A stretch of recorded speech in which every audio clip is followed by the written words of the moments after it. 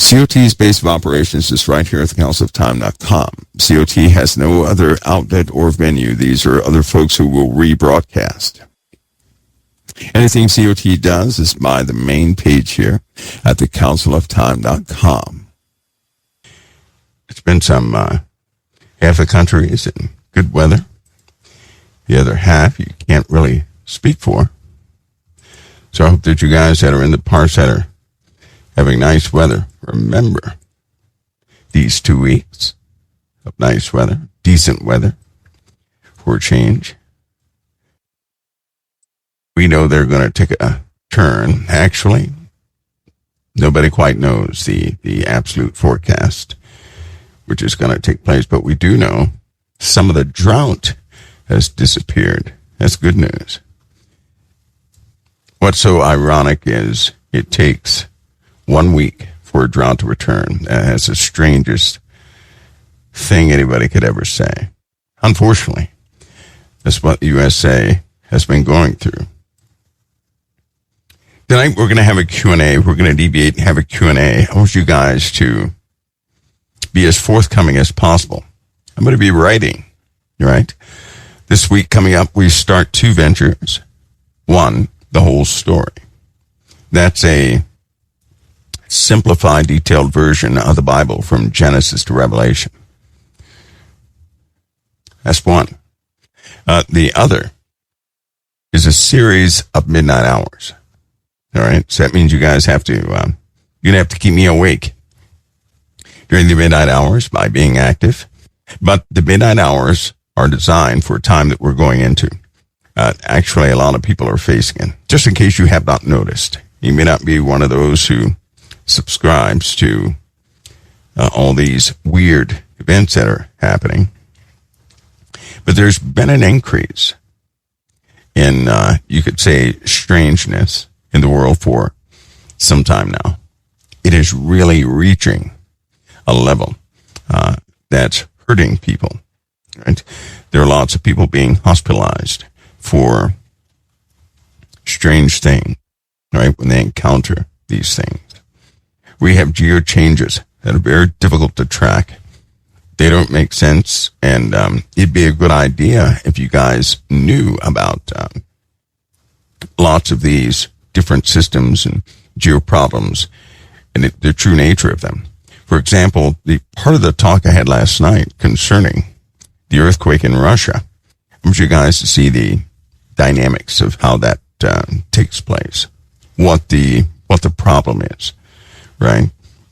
Which means I brought to bear some things, some visual aids for you guys, so that you can really get a grip and a handle on a very simplistic visual that will help explain what the problem is, so that you can better anticipate what to expect. Then you'll note the concern. Also, I want to clarify some of the interactions between the USA and Russia. I cannot help but to go back into what the Lord showed me. And what he showed me about the USA and Russia was the USA was not going to take Russia seriously. Right after that time, Russia was targeting 3 specific places in the world. And it was the Russian Navy, Middle Eastern components, Africa components, components from all over the world, and Asian components. They were all underneath this hangar white tented area near the water on a concrete slab. Everything was on this big concrete slab near the water. And they targeted the USA. The bad part is they carried this out. They did carry it out. Now there's a meeting with, as I said last night, there would be a meeting in a couple of days, and I guess today the news is out that that couple of days is when the meeting is going to happen between Putin and President Trump. We don't know what the outcome will be, but I suspect that if you guys begin to see a type of cooperative effort. And then you have strange soldiers on USA soil. Watch out. Watch out. There are so many different angles to this, but the outcome is the same. I don't know about you, but the Lord won't allow me to escape the outcome of what's coming.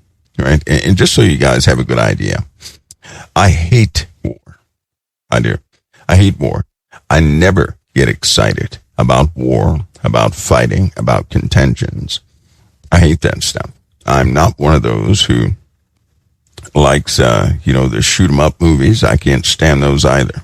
So I don't like that stuff. But unfortunately, the Lord will not allow me to escape this image He's put in my head from time to time. That same set of images always returns. Always does. And humanity is on track. I mean, it's right on track with what the Lord showed me. There's no deviation in what's happening today in comparison to what the Lord has shown me. No deviation.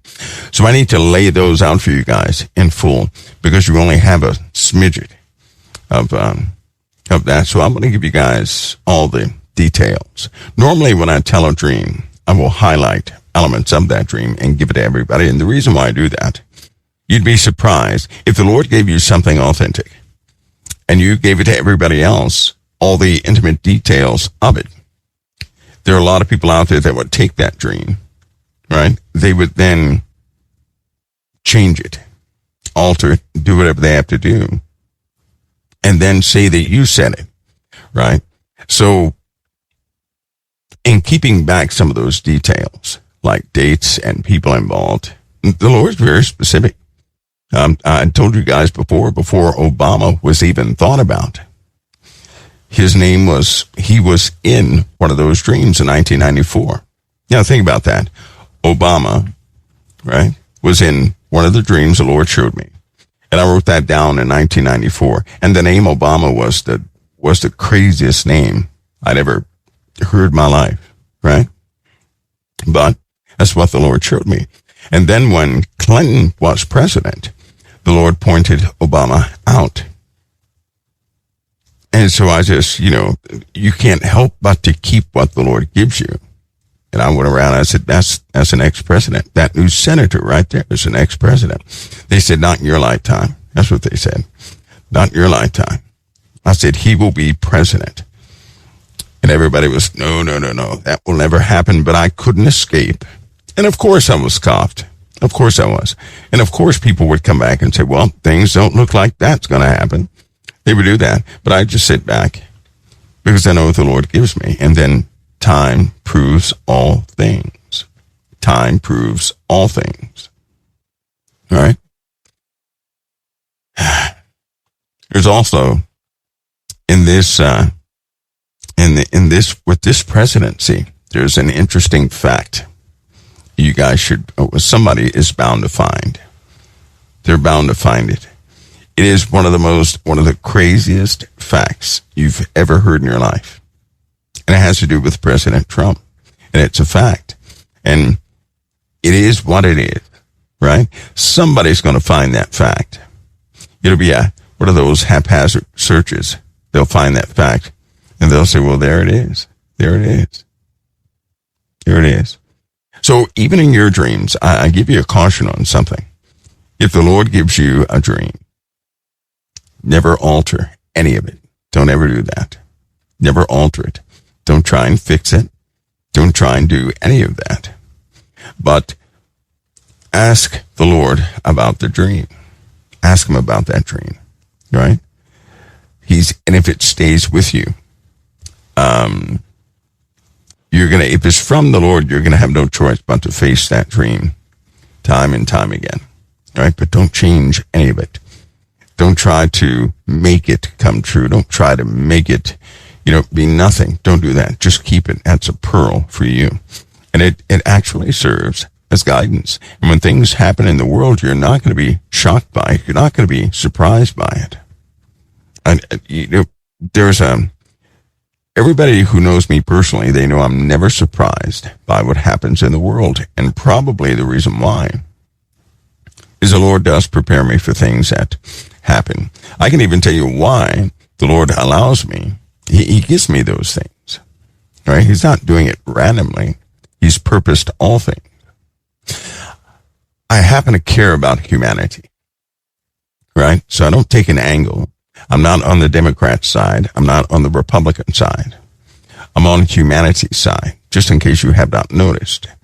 And so I'm not for or against these people. They're just doing things in the world under a system that they happen to, be stuck in. They have to live in that system. I take humanity's side, and I like the kingdom view.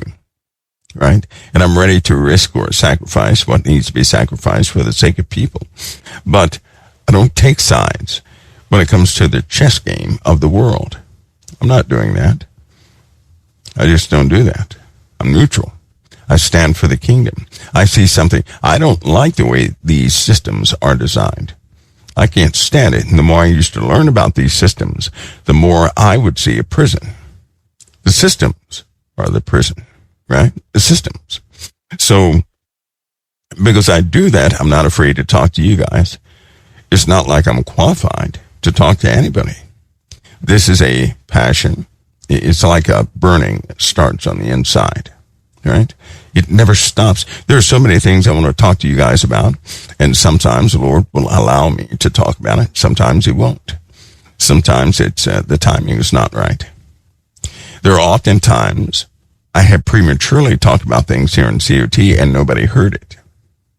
Nobody picked up on it. It's because when you start to discuss some sort of theme that is beyond the scope of another person, right? Nobody's going to be able to interpret that and utilize that. So I have to stay within the scope of the timing of the Lord so that things are needful and useful, right?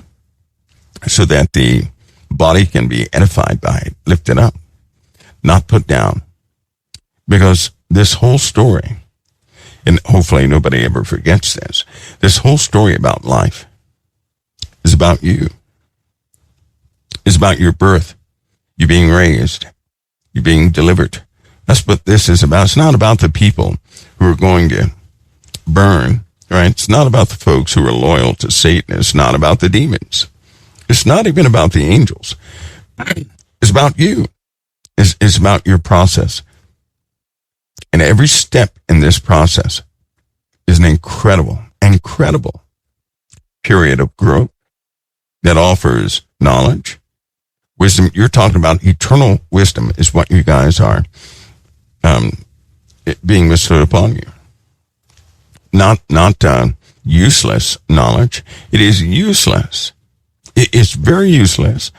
And I don't want to diminish anybody's life goals, but it's useless to learn half the stuff on this earth because it's not eternal, right? Fire will ultimately consume everything mankind has built, and the only thing that's eternal are the values that are bound in truth, the love that's given in truth.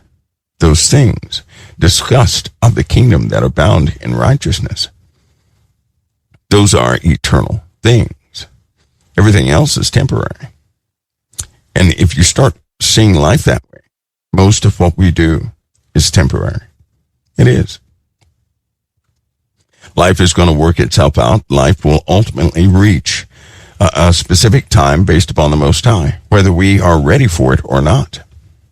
It's not based on our readiness. That's not what it's based on. It's based on God's declarations. That's by His wisdom. If He determines that we should be ready on a specific time at a specific date, then He's going to give us an opportunity to be ready. And anybody who refuses to be ready, how can they belong to Him? How can anybody belong to the living God if they refuse His instruction? Even throughout the Word of God, we've seen people do this. They seem to be righteous, or they seem to be good, but then when it came down to it, they did not choose any of the Lord's wisdom.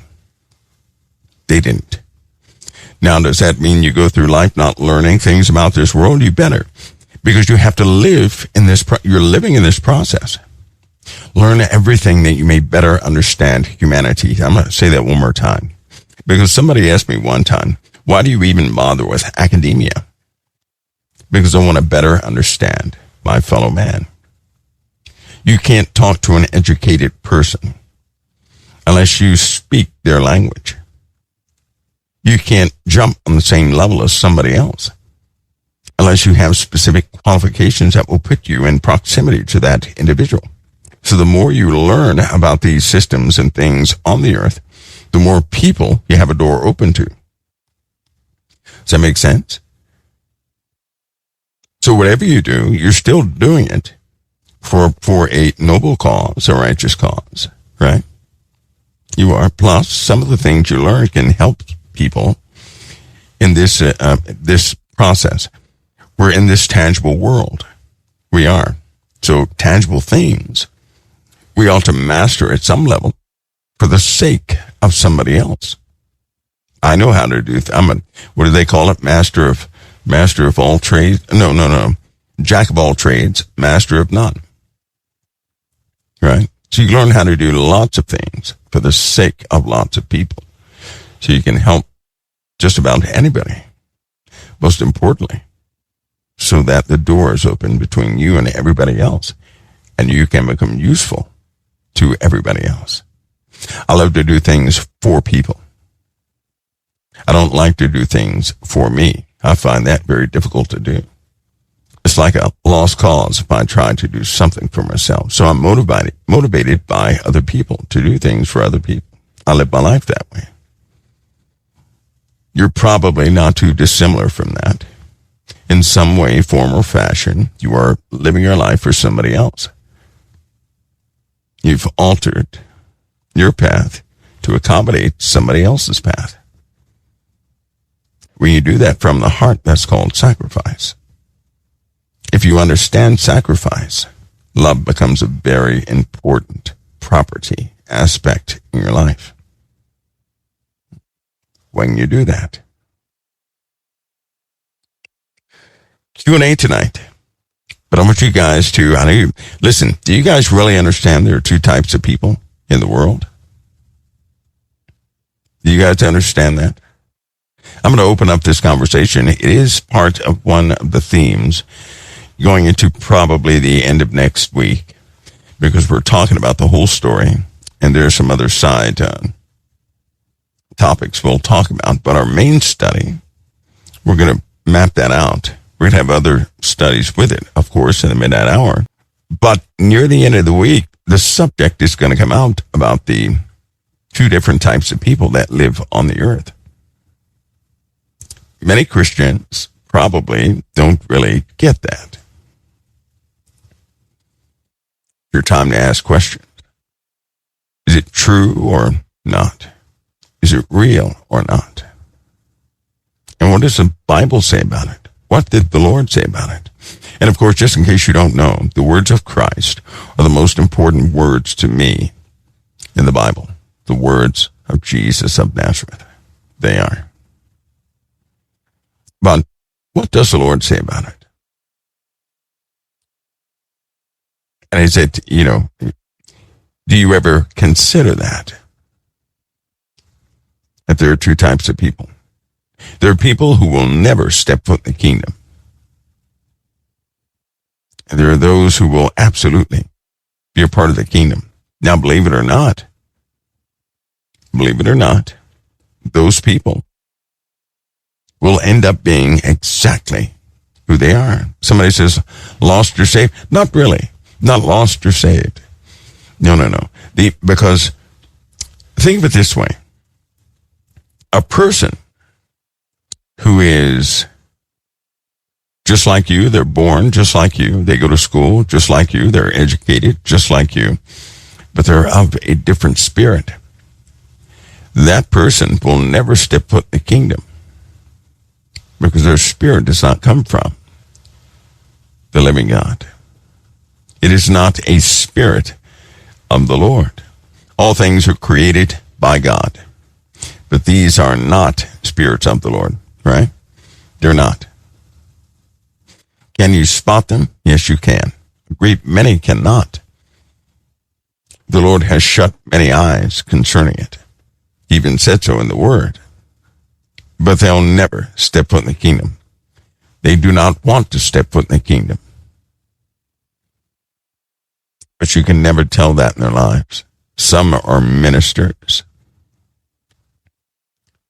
Some are ministers. Some are pastors. And they'll never step foot in the kingdom of the living God. They'll never do that. Right? To understand that is to understand what happened a long time ago. And to actually follow that story and the words of God carefully. Not through self-interpretation. Right? No. But through a witness of the word concerning that specific subject. And it does go back to similar to the wheat and the tares. They are seeds sown from the devil. Right? They are. But these are permanently darkened spirits. Permanently. Now, we're not talking about a person out there sinning. Right? That's not what we're talking about. Nope.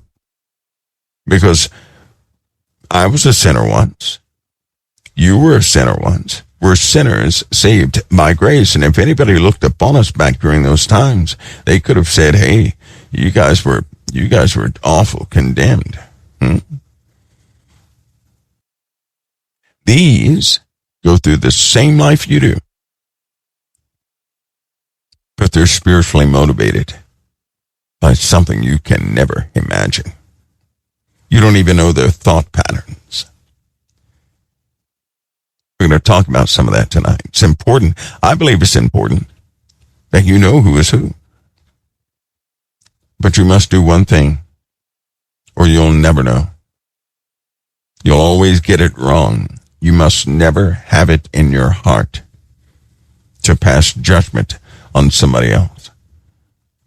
And the way you do that is not by relenting in your statements or anything else, no. But to understand that everybody here on this earth is given an opportunity by the Most High. 1 billion times over. That's what you have to remember. You have to remember that. There is no limit to how many times God will forgive you of things. Right? We're here to go through this process as an opportunity. It is not based on your DNA. It's not. You will shed your flesh. Your DNA is in the flesh, not in the spirit. Your spirit is different from your flesh. Right? Your flesh has nothing to do with this. Your flesh is an influence that you can overcome. You can overcome your flesh. Right? There is no good flesh. None. No good flesh. Sorry, there is none. At the root of all human beings, the flesh craves just like an animal. So without the spirit, we're nothing more than a bunch of animals. I'm not talking about evolution. I'm talking about our insatiable desire to have things and to do things just like animals. It is the spirit of us that overrides the flesh, that keeps us from doing or giving into the flesh, right? You're in the driver's seat, but there are two types of people. Now, when I come back from this small break, you guys get something to drink, get your questions ready, right? Now, when we have Q&A, the mods can often catch the questions that continue to pop up over and over, right? I'll answer as many as I can and incorporate them into the conversation. Don't get angry if your question is not answered. Document your own question. There will be more Q&As. So stay on track. Keep your questions. I think questions are invaluable. I do. They're very good. But be open about them, right? Try not to formulate a question that looks good for everybody else. Make sure they are sincere. And in most cases, not like, don't do it like the news media. Okay, they try to formulate a question and try to elicit an answer that they believe their audience wants to hear. You don't have to do that here. If it's quirky, it's a quirky question. Those seem to be the best ones. So when I come back, ask away. Because I'm sure that people have questions concerning the two types of people on the earth. I'm sure they do. And if you can begin to, if you really know that by the Word of God, it's going to help your walk out a whole lot. It will. If you're walking through this life and you know that some people are destined to go straight to the pit, but that they're given an opportunity from the Most High, then that means you could freely carry the gospel everywhere you go. And if somebody says, no, I don't want to hear anything you have to say, you're not going to take that personally. You're still going to be built up in the strength of the Lord. Your joy will be intact. You won't be shaken, right? You're not going to be knocked off balance or anything else. But you'll know that there are elements on this earth that are against the gospel. And potentially you just ran into one, right? Potentially. And it's not going to be a big deal. If you don't know that there are two types of people on this earth, as the Lord has told us, you're going to expect everybody to be in the same category. Everybody is not in the same category. They're not. And if you expect everybody to be in the same category, then you're going to be forced to pass judgment. Your conversation could be different. You could talk to someone with a little anger and frustration involved. Because you in your heart could be thinking, if this person doesn't get it together, they're done for. Right? The Lord told his disciples, he said, you guys go out 2 by 2. That's what he said. Go out 2 by 2. And if you go to a city or a town and they don't want to hear what you're bringing, he said, don't leave a blessing in that place. Just you shake the dust off your feet and go to the next place.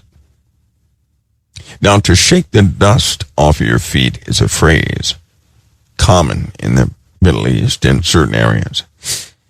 And it's more like a statement to say, don't bring the residue of the place of rejection into the next place you go. Don't do that.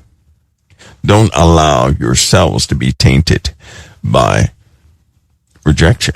Don't do it. So shake the dust off your feet. Shake that negativity off of your feet. Shake everything off. Do not bring it to your next location. Do not bring it on your journey. You leave the dirt. You leave the rejection. You leave everything that happened right there with them. And then God said, it'll be better for Sodom and Gomorrah than for them. That's what he said. In other words, he's telling you, when you give it your all, when you really do present something by the Lord, if somebody rejects it, they're not rejecting you, they're rejecting him. Shake the dust off your feet, go somewhere else. If you are personally offended because somebody doesn't receive what you're saying, then you present it yourself. I'll be the first to tell you, I'm not offended if somebody rejects the gospel. I'm not offended because it's the Lord's gospel. And if they reject that gospel, then they're going to have to work that out with him. I'm just a messenger. I'm just bringing a message. It's not, it didn't begin with me. Jesus authored that. So you can offer it to everybody. Not everybody is going to take it. It's like a bunch of starving people. If a bunch of people are starving and you have bread, some people will take the bread, some will not. Some will say, I don't like bread. You may say, but you're starving. They'll say, well, so what? I don't like bread. I'm not going to eat that. You can't do anything with that. You just move on to the next person. Remember something. God does not work by force.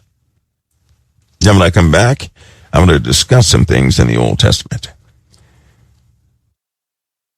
Something about our Father.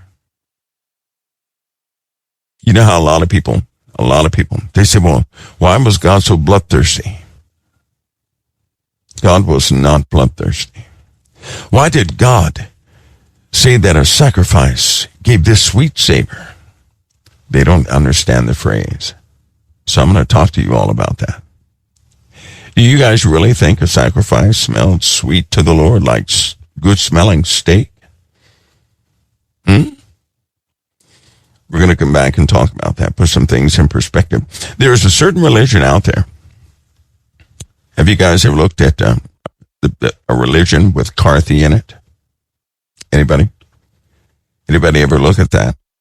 This religion believes that the God of the Old Testament was Satan. I read 6 of their books. 6.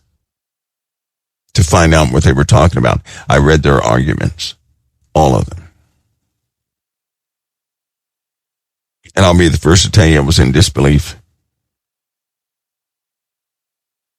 I was in disbelief at how inwardly they were thinking.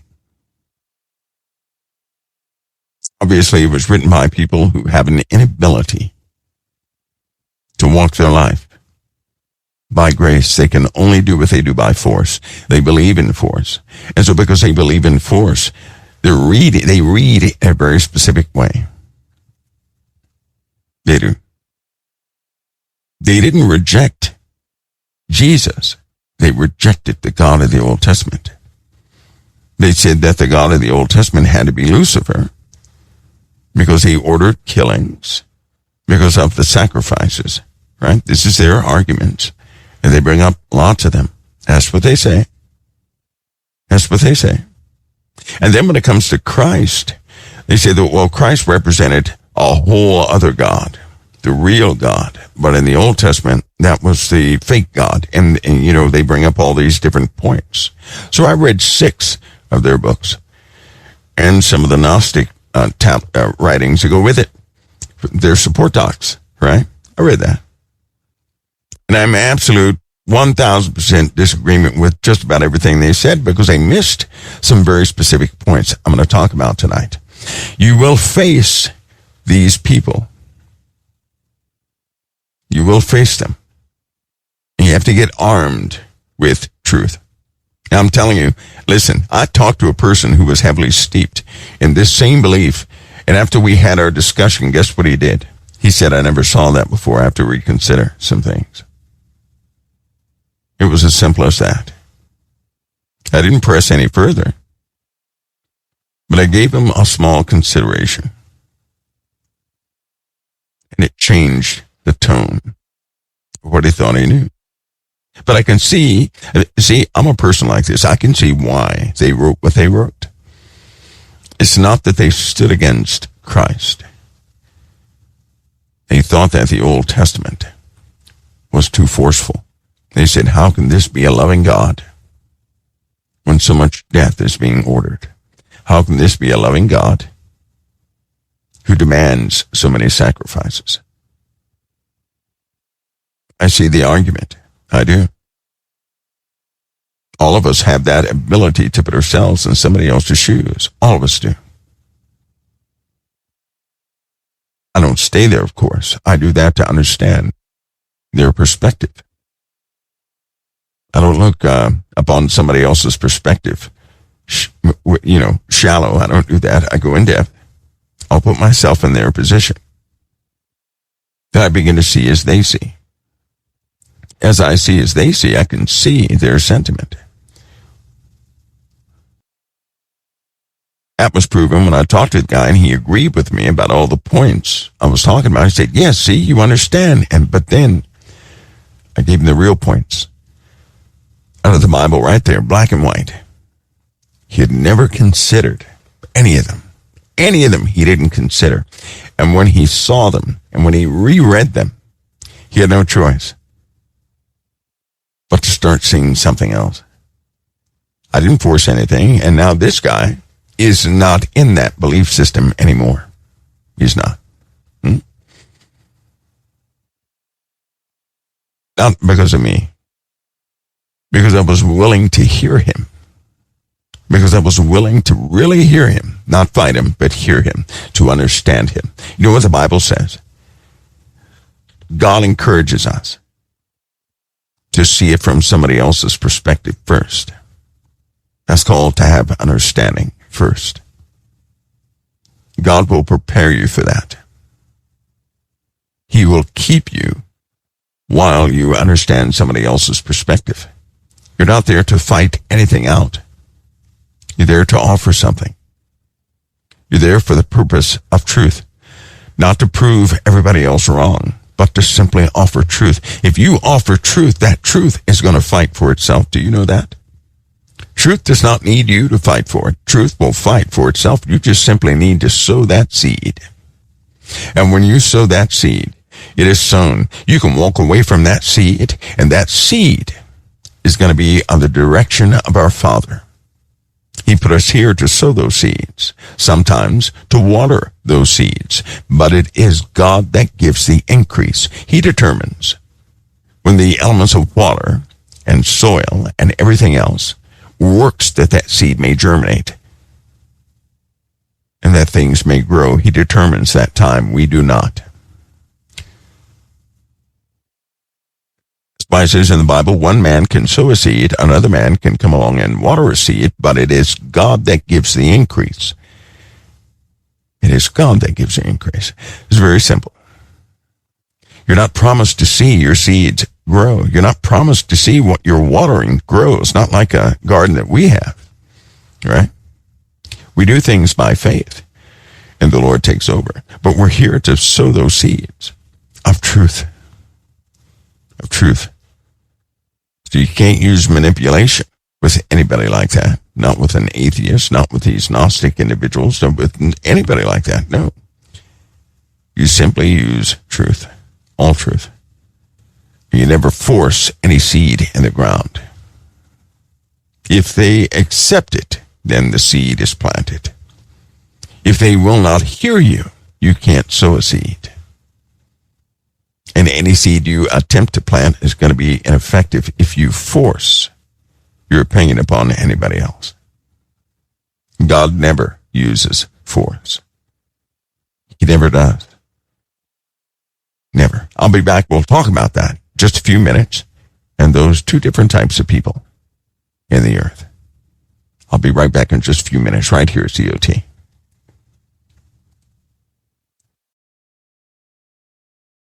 So ready to go. Okay. All right. We're ready. Everybody have sound? Everybody good to go? Great. Okay. Two types of people. But let's go back to the Old Testament. Let's speak simply together, shall we? You guys know in the Old Testament, there were lots of times that sacrifices were performed, right? Remember the instruction of the living God about sacrifice? Now, all of you are about to learn something. It's very simple. You ready? You ready? It's going to be very simple. You guys are vessels of love. God is love. So that means you know how to interpret things based in love. Continue to follow me. God commanded a sacrifice. Is that what he did? Let me explain something to you guys. God told them to sacrifice the best, the firstlings of their flocks, one without spot, one without a blemish. If you're not a vessel of love, you don't understand what that means. See, a lot of people for a long time says, well, God wants the best from you, right? Well, that's part of it. But that's not the basis of getting that one without spot, without a blemish. There's a reason it cannot have blemishes. There's a reason it cannot have spots. If you look back in the Old Testament, the simple story of David. he would risk his life for the flock, wouldn't he? Wouldn't he? Of course he would. When you have to sacrifice one of your firstlings, right? Without spot, no blemishes, no defects, no anything. Those herds were quite beloved, especially the young ones. What a lot of people don't understand when you're seeing this outside that perspective of love is when the little ones are born, they're taken care of by the shepherd. Like you would take care of a puppy, and you wouldn't allow anything to harm that puppy. Continue to follow me. That's why David took care of the flocks. Continue to follow me. When you take one of those little fellows, and you're told to sacrifice it, for what? And this is the hard part. When we have an infraction, when we sin, God's word is God's word. It's either we pay the price or something else does. In this case, God gave them an avenue that one could pay the price for all. It was not easy. Do you know that? It's not easy. They didn't just put the thing up there, slaughter the thing, and dance around and have a party. It's not what they did. It was difficult, almost impossible to do that. In fact, there were special people called to do that very thing because it was so difficult. It was not easy. And do you think God really wanted that? He already communicated to us he did not. But in order to satisfy the word of God, that man would know his own transgression and the cost involved, something had to take its place. Something had to take its place. So when we sinned, the wages of sin is death. A person sinned back then, it was going to kill someone. Now, if you knew that if you sinned, your favorite little animal was going to be killed, would you continue to sin? It'd make you approach life differently, wouldn't it? You would approach life very differently. Because you would realize that sin came at great cost. And if something had to take your place, or you were about to be wiped out, that makes the whole process heartbreaking. Maybe that's why God said. Now, I'm going to paraphrase that. It was heartless people who continued in their sin. Heartless. People who didn't care if 1,000 had to die so long as they got their pleasure. They were heartless and cruel. That's what the Lord said. That's what the Lord said. Heartless and cruel. And when somebody is heartless and cruel like that, God said, don't have them in your company. Don't you have one of those heartless and cruel people around you who enjoy death and would have everybody die simply for their own entertainment. Part company with them. Those are known as wicked people. And regarding when it says a sweet savor came up, my goodness. Did the people not want to examine that phrase? God didn't enjoy the sacrifices. Do you know what that sweet savor? If you look back at the original language, you have to do this yourself. It is that it satisfied the condition. It's like a person saying, okay, it's done. It's done. It's completed. It has satisfied this condition. You don't say that as though you get hungry and want to eat the thing as steak. No. It is sweet because it satisfies the condition.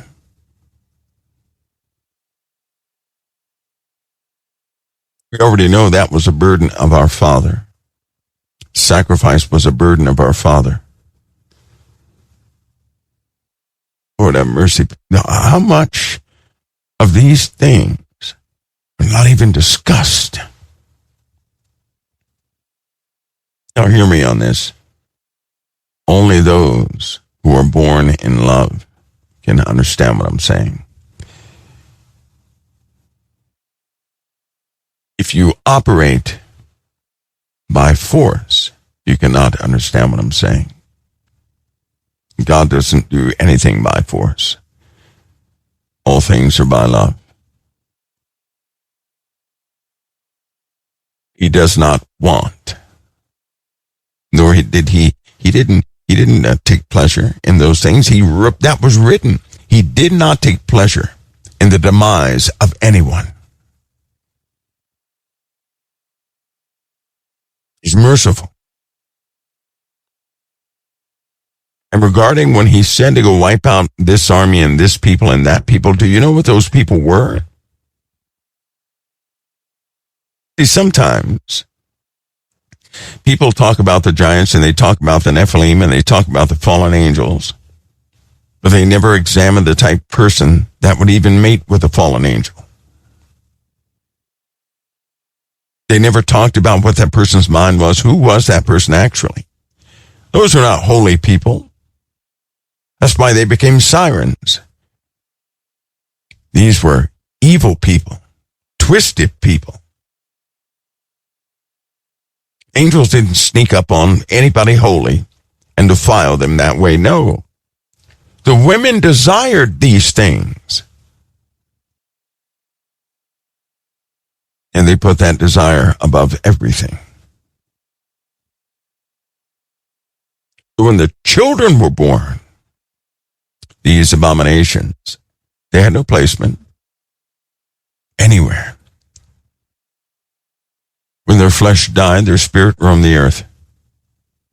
Their children, listen to me, the children that were produced from the fallen angels who are bound in chains and kept in store until the day of judgment, their children, when they died, their spirits would roam the earth. Where do you think reincarnation, that idea, came from?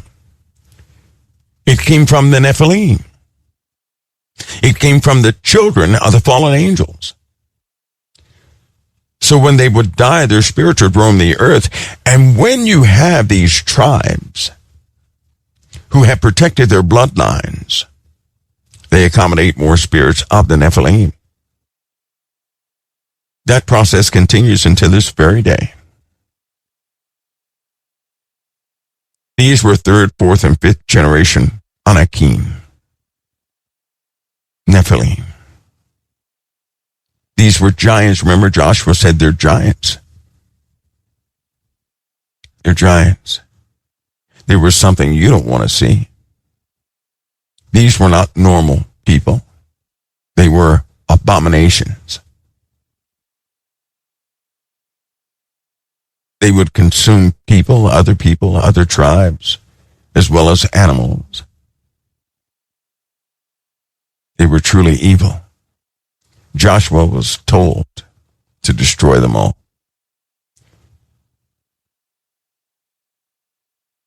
Somehow, they think that's God wanting Joshua to go out and just kill people. Those weren't people. Those were abominations.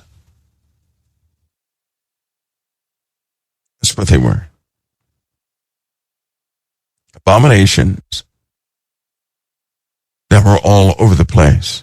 And nothing was to be kept of them because they would taint every... You're looking at a being that can possess things. See, people, they know about possession. They know about demon manifestation. But the demons you're dealing with, God already named. You already told us we're going to be dealing with the spirits of that union that happened a long time ago. When you kill off an Nephilim, the spirit does not just evaporate. What did Jesus tell us about a spirit that's ejected from a human body? It'll go out and find nothing but dry places. Jesus did not say it goes to hell, so it doesn't go to hell. When a spirit comes out of a person, it will roam the earth looking for another vessel. See that? How many people miss that? So that means you have all these demons who they're not going to hell. No matter how much man wants them to go to hell, they're not going to hell. They're roaming the earth. They're looking for vessels to inhabit, and they cannot inhabit just anybody. Because of compatibility. They can't. That's why Jesus said that spirit's going to be driven out of a person and go out and find nothing but dry places. Those are incompatible places. Those are places a demon cannot inhabit. And it's going to come back to the place it was kicked out of to see if it could get back again. That's what Jesus said. Are you guys following me? Why didn't it go out of a person and go into somebody else? That's not what Jesus told us. He said when a spirit is cast out of a person, it's going to go out into the earth and find nothing but dry places. Places it cannot inhabit. It's going to be nothing for it. So it's going to come back to the vessel it was driven out of to see if it's swept clean. And he said if it's swept clean, that means nothing, no belief inhabiting that person, no new spirit given to that person. It's going to go out, listen, it's going to go out, not go to hell. It's going to go out and find 7 worse than it is. Do you guys understand that? If that same spirit can go out and find others worse than it is, then the earth is full of those spirits just waiting to inhabit someone. Is anybody thinking about that? They're not going to hell. They're roaming the earth. And it was told to us that we would contend with them until Christ returned. Those demons are afraid of him because he is the warden, he is their jailer, he is their judge. So that means you have a countless number of those things all throughout the earth waiting to inhabit a person. And when one person dies who was taken over by these things, it just simply goes out and becomes one of those roaming the earth. You hear me? My goodness. Imagine those things in real life before they ever died, living about 500 years. Imagine how ruthless they would have been. Now, Goliath was of the tribes of the Anakim. He was. So imagine a bunch of Goliaths out there that would mock God and do everything. Devour human flesh, pigs, whatever they wanted to devour, they would devour. Abominations walking the earth. Imagine a bunch of them walking the earth. Imagine armies of them. Goliath had a history of dismantling a lot of people all at one time. That's what Goliath. And all those, he was of a third generation of those that Joshua had to contend with. Or one of the generations of those Joshua had to contend with. Just think of that. You guys know exactly. You know for a fact, you've seen the evidence of the Nephilim. All of you know about the evidence of the Nephilim. You're taught about the evidence of the Nephilim when you were children. Yes, that is disputable. But yes, I had to bring that up. Because if it's one thing every child on this earth learns about when they're little, are dinosaurs. If they tell you, oh, these were just giant lizards, that's what they tell you. Every child is introduced to dinosaurs. Of all the stuff that could have survived, we find dinosaur bones. I was just like any other person. Before a certain time in my life when I thought dinosaurs were just dinosaurs. Then I had a few briefings and some other things, and so I have no choice but to reject the notion that half these people are putting out. They're very passionate about what they defend, and so be it, because they know the only half they know. If Satan hides facts from people, he can change your narrative in a heartbeat. He deceives people by showing them half of a truth. He's done this since the beginning. He never shares the whole truth. Never. And men are so prideful that when they have labored to establish something, they're not going to so easily give it up. Do you hear me? When men labor to establish something, they're not going to give it up. See, because it isn't God who told man those were dinosaurs. It is man who told man those were dinosaurs. It is man who classified these dinosaurs. And then they protect those they respect before them, and they carry and build upon that knowledge. Knowledge taught by mankind. That's man's wisdom, classifying all these things. That comes from mankind. That's where it comes from. So, in essence, people are believing a bunch of facts that derived from men. And men teach men. You do that about 5 or 6 generations, it becomes fact, it becomes law in the minds of those who have no choice but to learn from textbooks, from other men. This is nothing more than wisdom passed down. The wisdom of man is but foolishness to God, passed down from generation to generation. It is incomplete. Yet you're taught to reinforce that it is complete, that it is the truthful narrative, and you're also taught to scoff anybody who would go against it. It's true. Personally, I think the evidence is all around you, but they won't show you things like the 80-ton hatchet. Who has a sword? A knife. Who has a knife that's 2 tons? Who?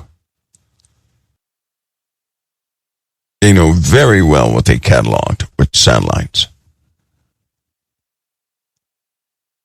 They did not want the average scientist to have LiDAR either, because that's how they used to identify things below the foliage. We're not talking about looking for buildings or pyramids. No. We're talking about something else. The unbelievable things. But again, people are taught by other men. Let's go ahead and face it. We have knowledge from other people. It didn't come from a divine source. It came from people. And people defend their favorite people.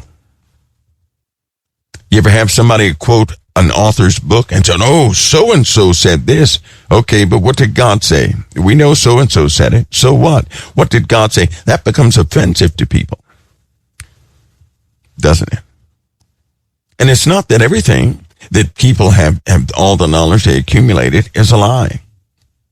But I'll tell you this. When they find big bones and they come up with some plausible past, I'm not going to swallow that. I'm sorry. I'm not going to do that. I did that once. I'm not going to do it again. And then when you have knowledge that contradicts that from official places, then you have no choice. So there are certain things I will never agree with because I've seen a different side of it. I've been behind the fence. It's not good to see hidden things. It's not good to see hidden things. It messes up your innocence. I was stress-free once. I was. I look around now and all I see is a bunch of stuff based upon a bunch of lies. That's not living life. Can you imagine that?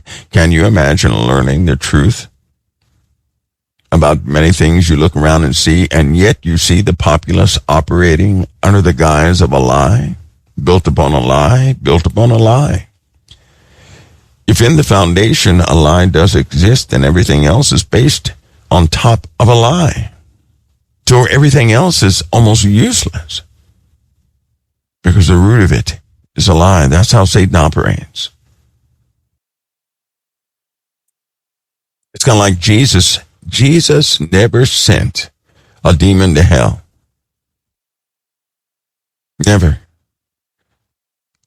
Have you guys ever read about an apostle sending a demon to hell? I never read that. So where'd that come from? Where did that come from?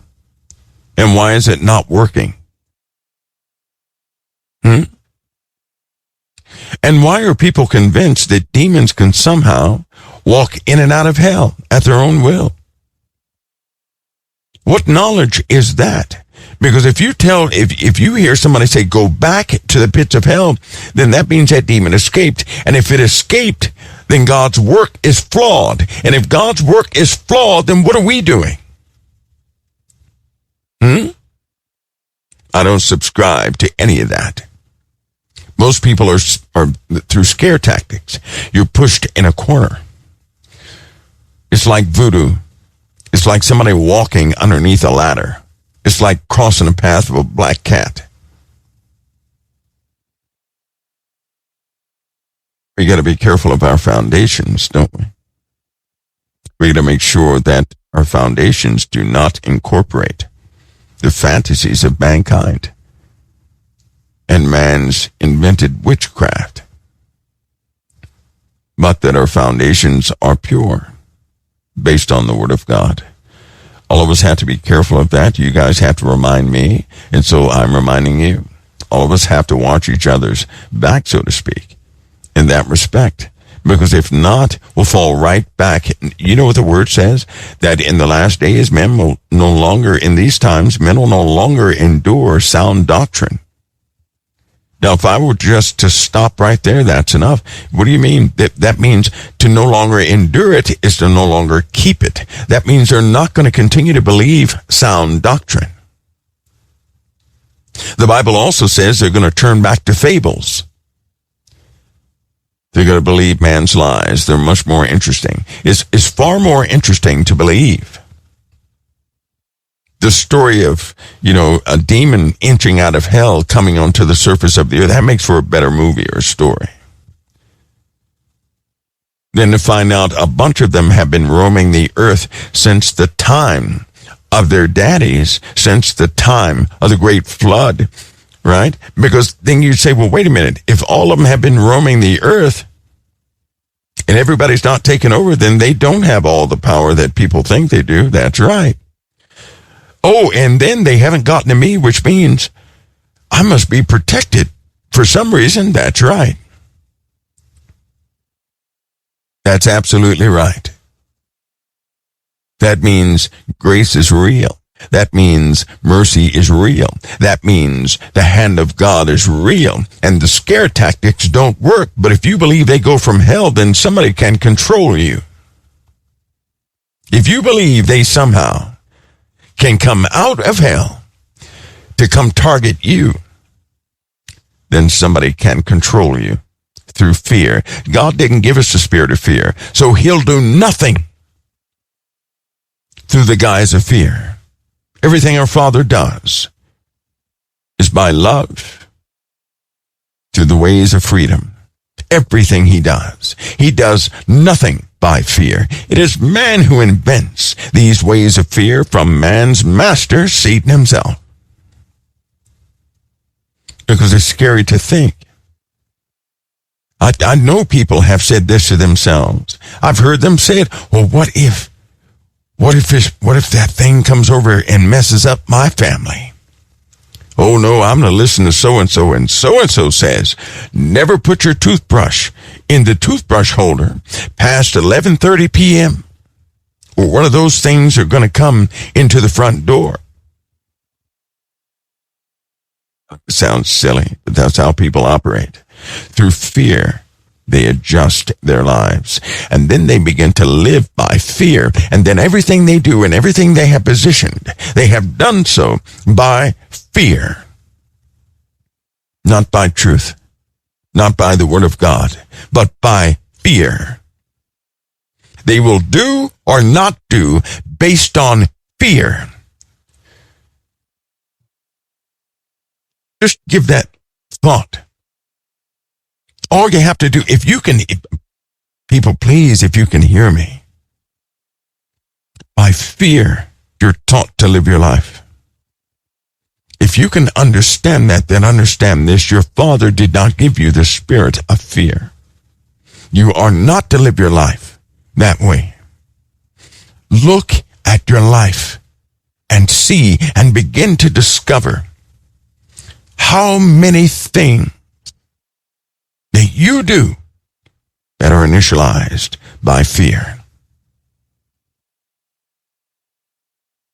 Out of fear, you adjust things in your life. Out of fear, you will go down certain paths in life and not others. All of it by fear. Just give it thought. You're not to live your life that way. That is not freedom. That is bondage. That's bondage. And I'm telling you that fear dominates. For the lie exists. And God did not give us the spirit of fear. He didn't. You're not sober when you live your life by fear. And it's time to break the chains. It's time to break the chains. I'll be back in just a few minutes right here at the Council of Time.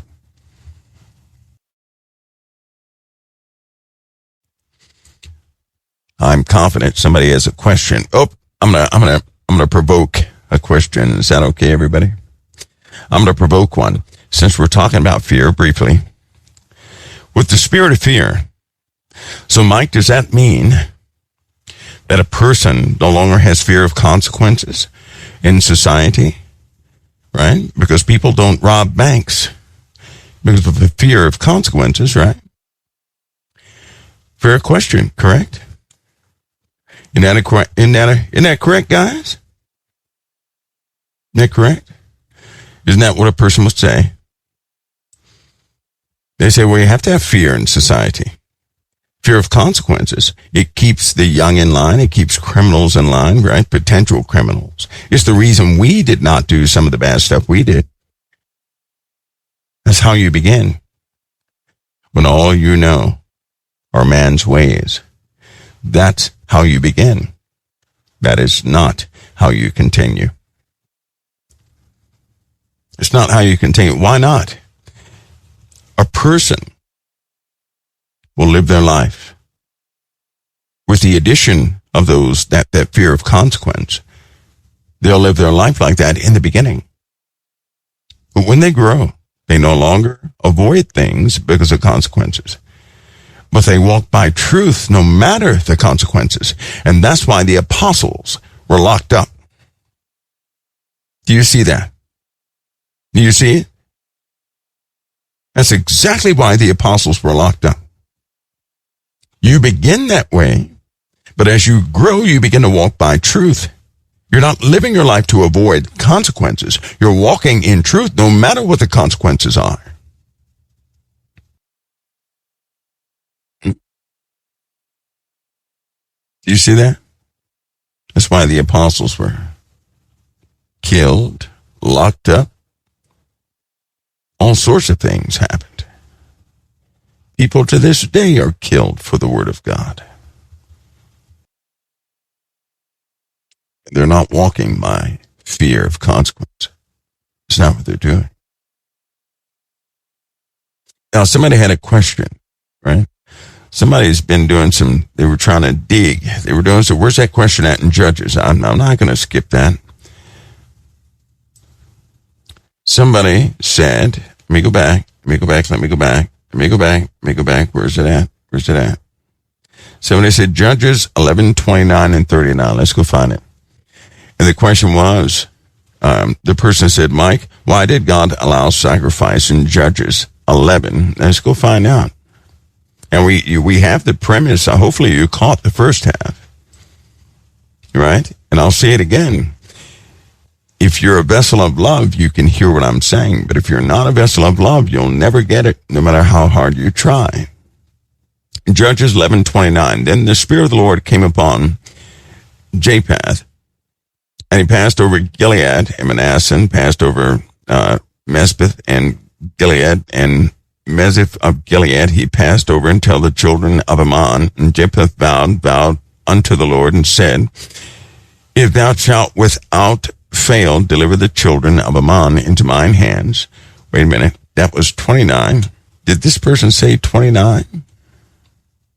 That's Judges 11:29. I think I know what they're getting at, but that certainly wasn't it, was it? Then we go on. Then it shall be that whosoever commit the fourth of the doors of my house to me when I return in peace, and children of Ammon shall surely be the Lord's, and I will offer it up as a burnt offering. Hear that? He said, this is not the Lord talking. Listen, I want you guys to understand something. He said he will offer it up as the Lord, offering came from a human being. The Lord is not saying. The person is saying. This is something you have to separate. You have to really know in the Old Testament. There are things that men say and women say, and there are things God said. That's what you'll see, right? You follow the words of God, not the words of men, because there are other parts in the Bible where men have said things you surely better not do, right? Remember, this is a narrative foretelling of a circumstance, and is bringing out the details. So Japheth passed over unto the children of Ammon to fight against him, and the Lord delivered them into his hands, and he smote them from Aroer, even till thou come to Minnith, even 20 cities, even unto the plain of the vineyards, with a very great slaughter. Thus the children of Ammon were subdued before the children of Israel. And Japheth came to Mizpah unto the house, and behold, his daughter came out to meet him with timbrels and dances, and she was his only child. Beside her he had neither son nor daughter. And it came to pass, when he saw her, that he rent his clothes, and he said, Alas, my daughter, thou hast bought me very low, and thou art one of them that trouble me. For I have opened my mouth unto the Lord, and I cannot go back. And she said unto him, My father, if thou hast opened thy mouth unto the Lord, do to me according to that which hath proceeded out of your mouth, for as much as the Lord hath taken vengeance for thee of thine enemies, even the children of Ammon. And she said unto her father, Let this thing be done for me. Let me alone for 2 months. Let me alone 2 months, that I may go up and down, up on the mountains, and bewail my virginity, and I my fellows. And he said, Go, and sent her away for 2 months, and she went with her companions to bewail her virginity upon the mountains. And it came to pass that at the end of the 2 months she returned unto her father, who did with her according to his vow which he had vowed, and she knew no man. And it was a custom in Israel that the daughters of Israel went yearly to lament the daughter of Japheth in Gilead 4 days in a year. Again, this is a vow that was made. Do you guys see that? It's a vow that was a human made, and a vow you certainly couldn't go back on. That's very simple. That was a human declaration. Right? Not God's declaration. That was a human declaration. But God said, make no vow, didn't he? He said he will surely hold us of those vows, those oaths that we take. And then he said, don't make any oath. Didn't the Lord say, don't make an oath? Didn't he say that? And so you have a person making an oath or a vow. Right? This happens all throughout the Word of God, doesn't it? A person will make a vow, and then they're bound by that vow. In fact, if you look back in the Bible and you find out who said what to who, you're going to find, right, that man has offered things as a promise unto the Lord, and then they were bound to keep it. See that?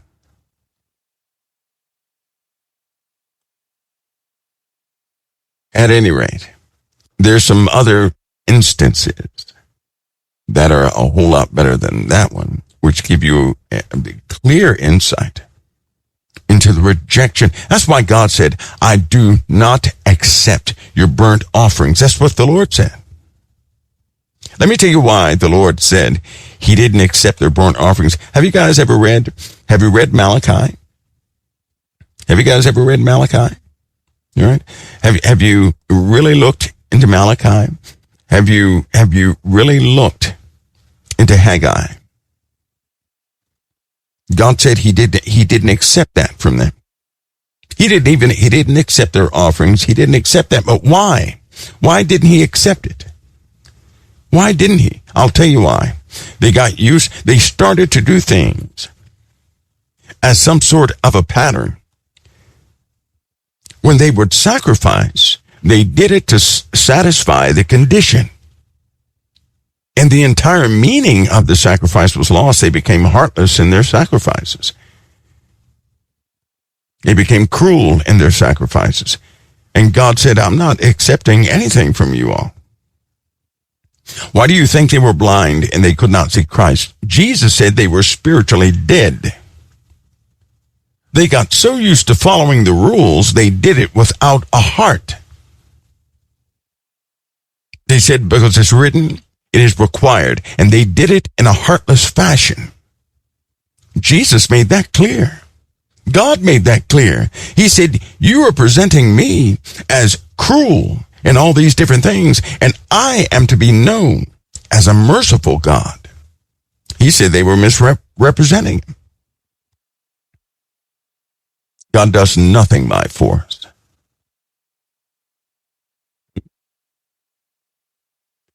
Lord have mercy. To sacrifice something is to, when they had an offering, a burnt offering, a blood offering, whatever the case was, they had to give up something that was connected to the heart. That's why David fought so vigorously for his herd, for those sheep. He would lay down his life for that flock. Why? Just like you love your animals. The same reason you care for those little tiny puppies and kittens and whatever else you have. The same reason some of you stay awake at night to protect those little bitty creatures from predators. The same reason people go back into a burning house or a flooding house to extract the animal.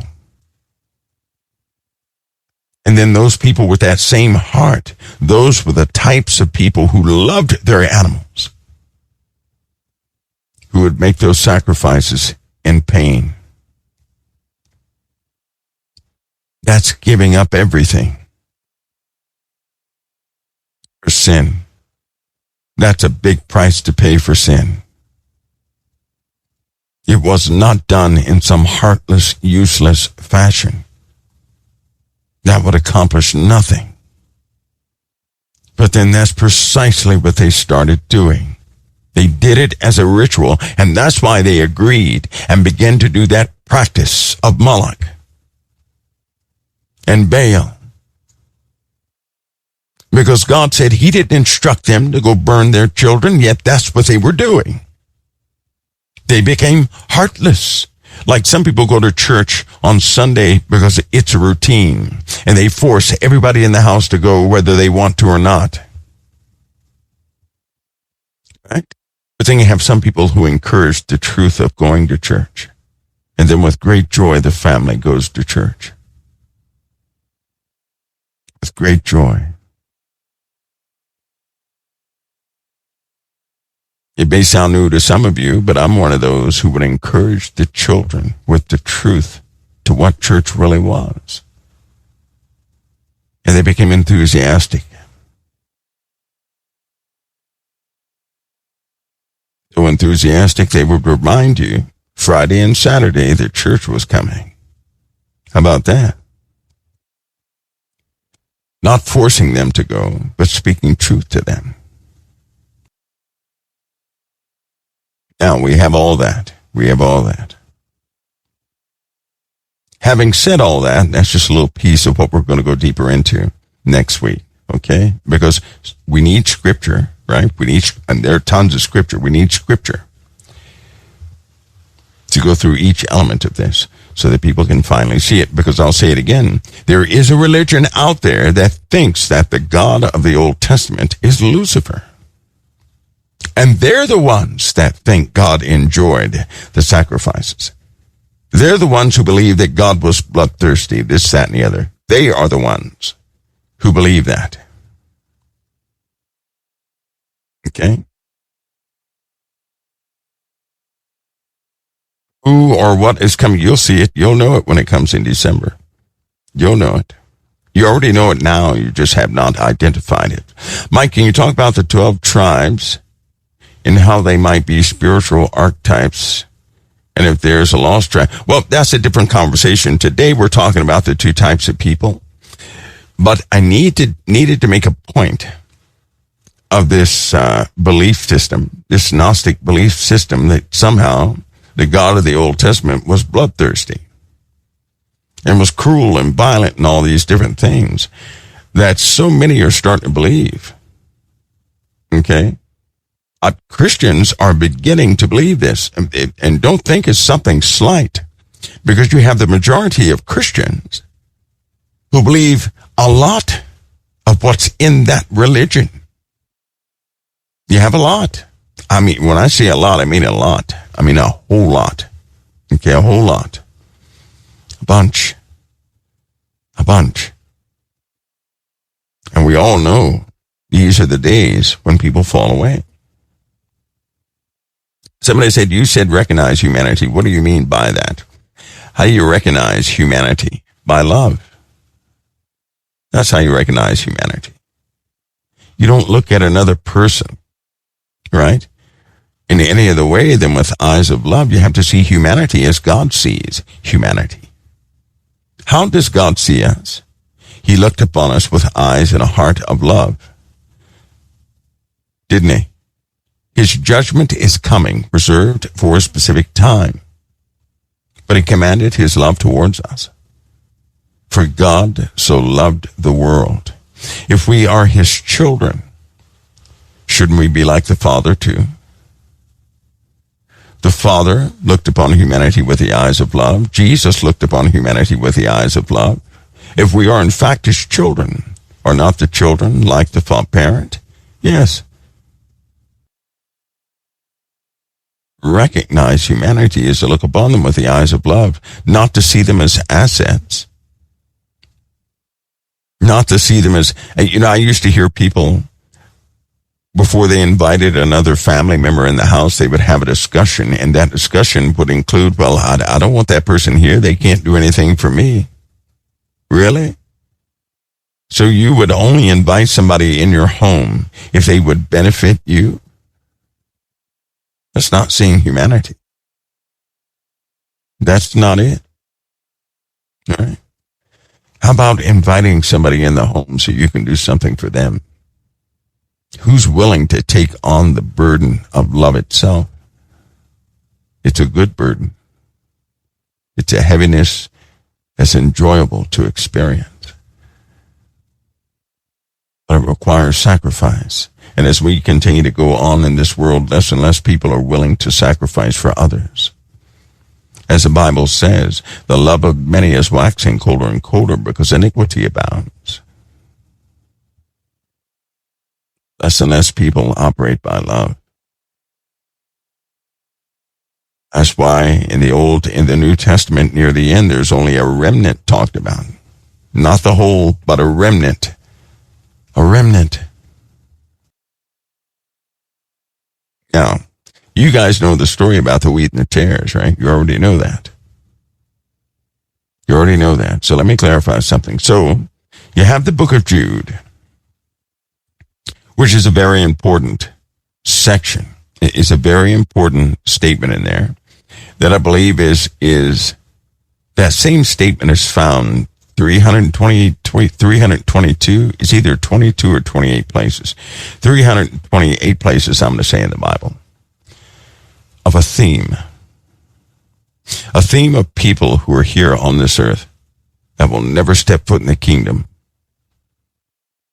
They're here to trip you up. They are vessels of the devil himself, and they're in the flesh just like you. They're raised just like you on this earth. That means they're human beings. Human beings. Now, is this the actual wheat and the tares? Here's what I believe about the wheat and the tares, and I draw a distinction on this for the first time. I'm going to lay something out for you, okay? We know the story about the wheat and the tares, how that God sowed seed, and then the enemy came back and sowed tares among the seeds, right? We know that, right? We know that God said, do not, pull out the weeds, let them grow together. And during the harvest, to separate all the weeds are going to be gathered together into one place and burned, right? So that only the wheat is left. The wheat's going to be gathered and placed into the barn. So we know that story. The seeds sown among the righteous, or the many ideologies, the counter-religions, all the different things that can cause you to err in your process of growth. So a tare is not necessarily a person. A tare can be a system. A tare can be a philosophy. A tare can be an ideology, right? You guys seen this? A tare can be a person, an ideology, a system. It could be any of those things that cause you to step right into error. So it's not necessarily a person. Because at the end, all the tares are going to be gathered together and burned.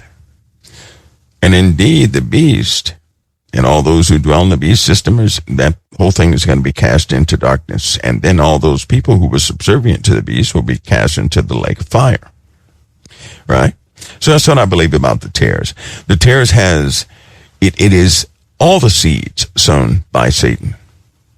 All the seeds. That includes philosophies. That includes ideologies. That includes people. That includes anything that Satan can corrupt to get to you.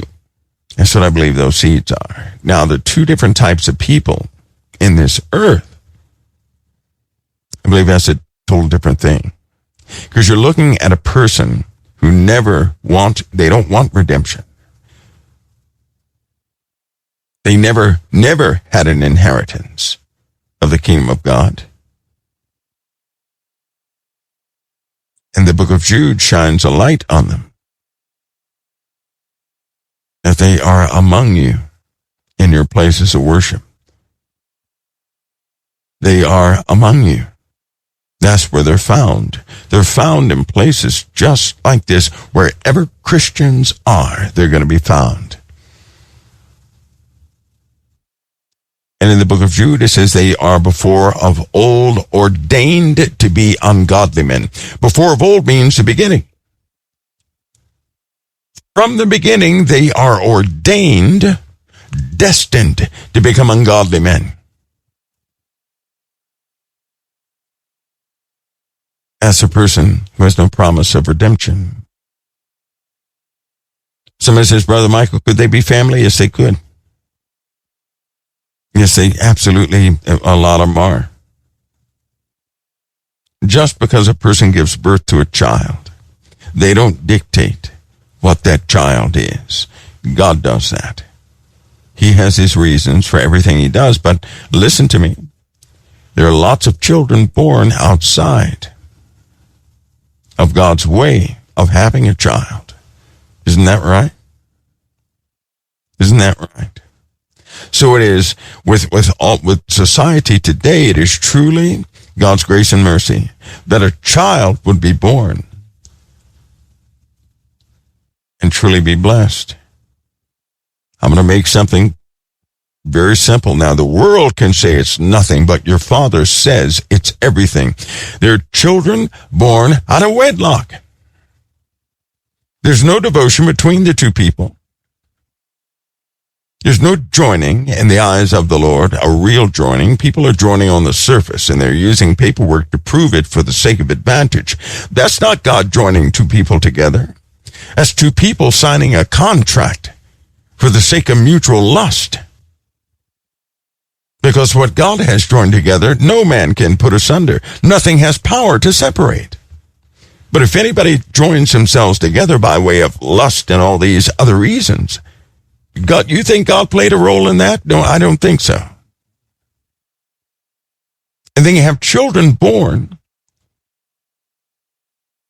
and you don't know if the two parents pray or not.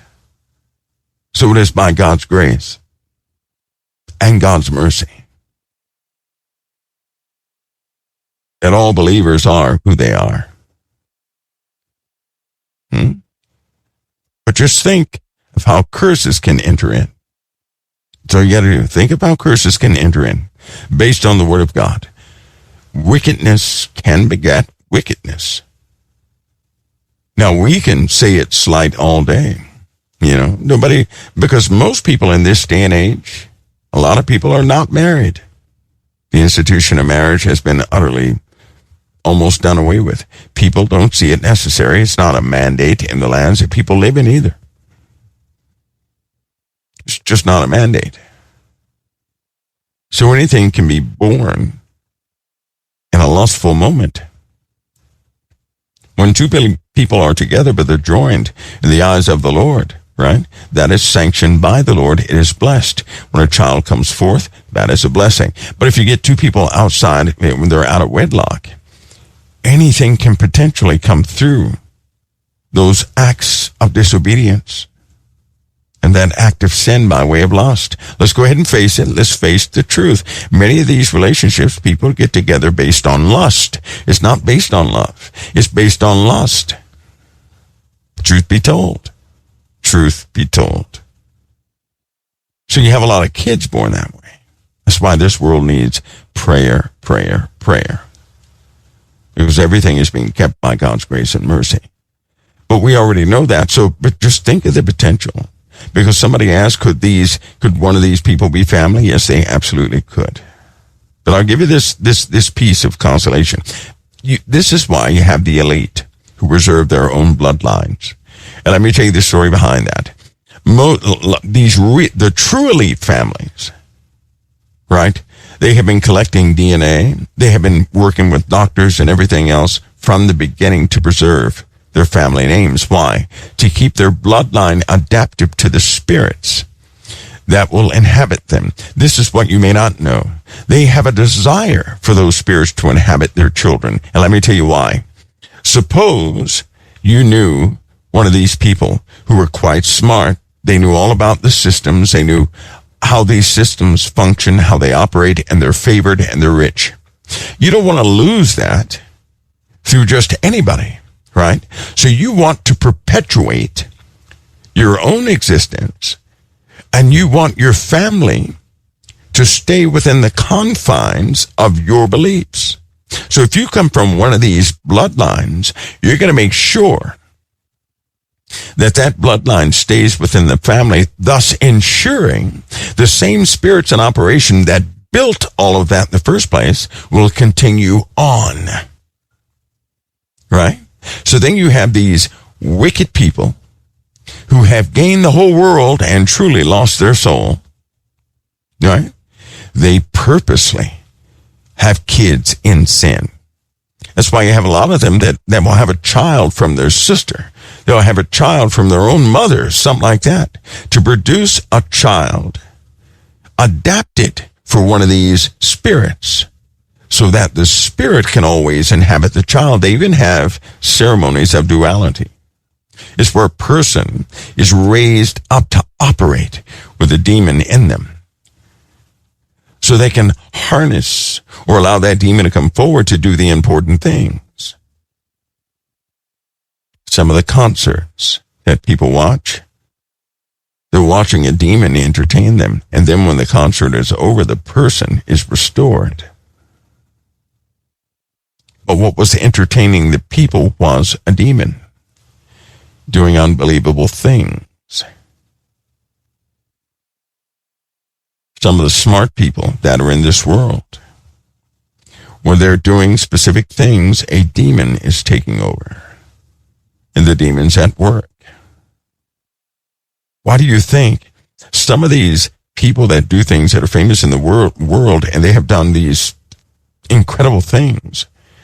They seem to be one person one day and a different person the next. People know them differently. They know one of two people. They're never like five or six. They're always one or two people.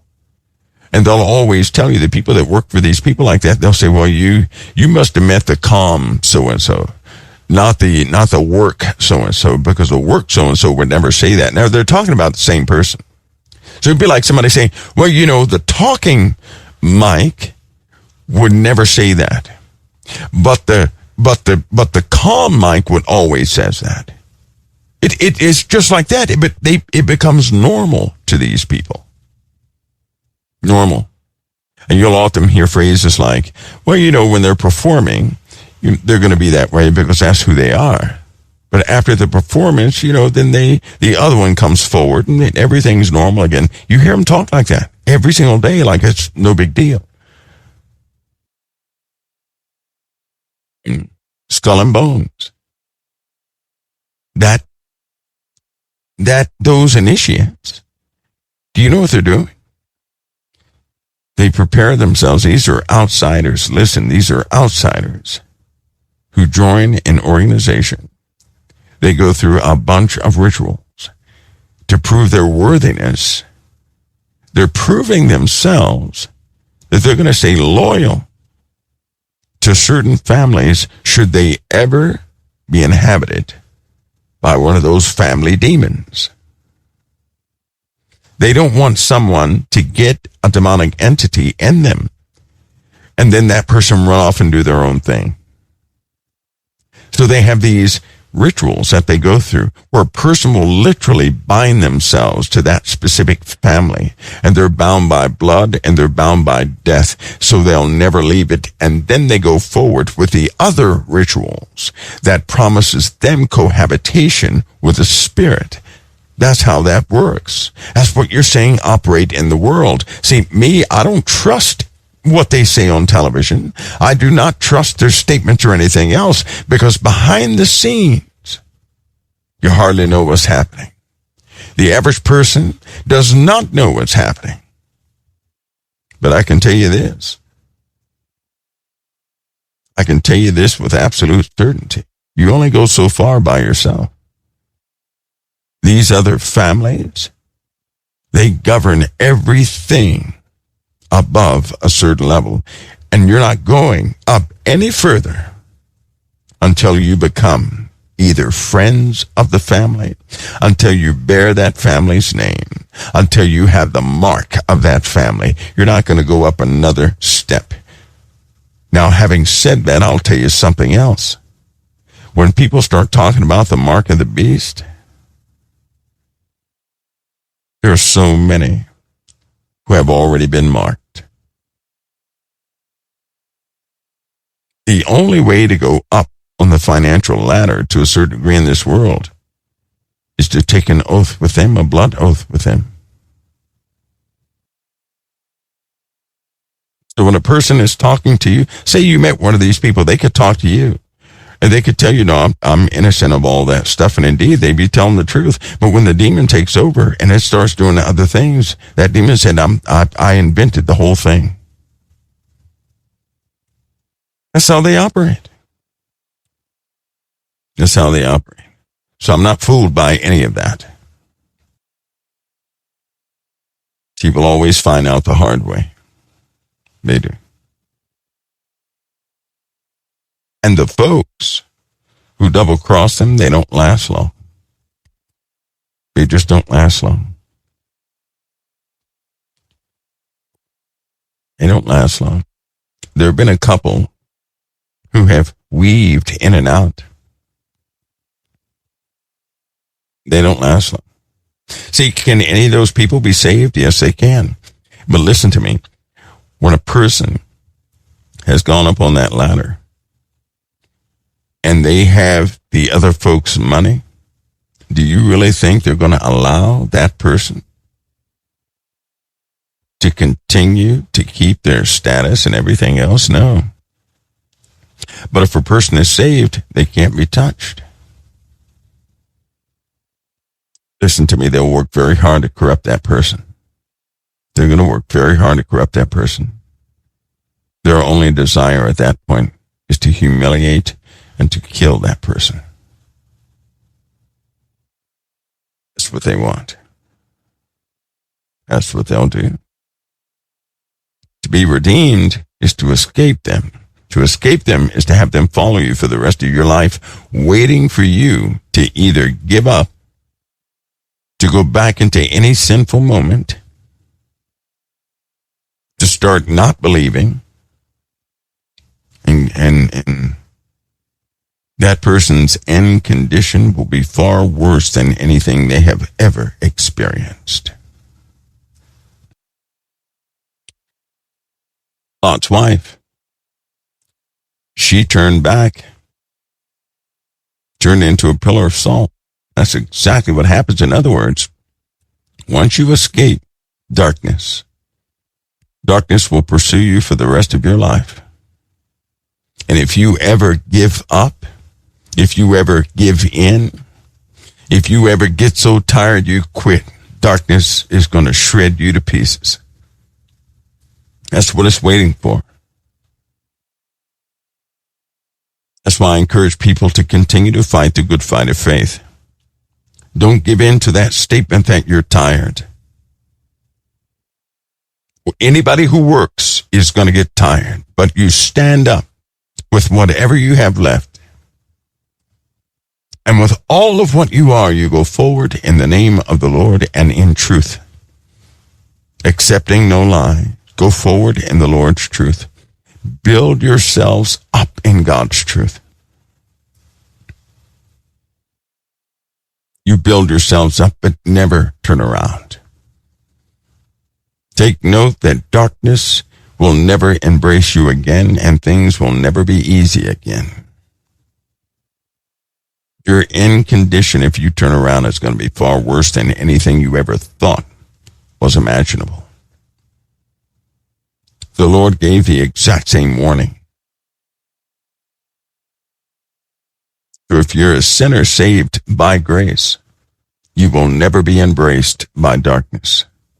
You will be slowly devoured by an evil darkness. It has no use for you. It will torment you till the day of your eternal torment. So continue walking forward. Pursue the Lord with all of what you are, but realize you have parted from darkness, and darkness is your true enemy. It will never make friends with you again, though it will constantly attempt to get you to turn around or give up. Don't give up. You've come too far now. You're almost there. Don't give up. Don't give up. I'll be right back in just a few minutes right here at COT, everybody.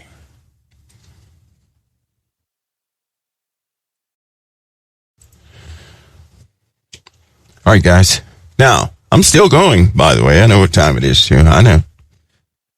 Anybody that has to go, it's okay. I'm going to ask you guys something.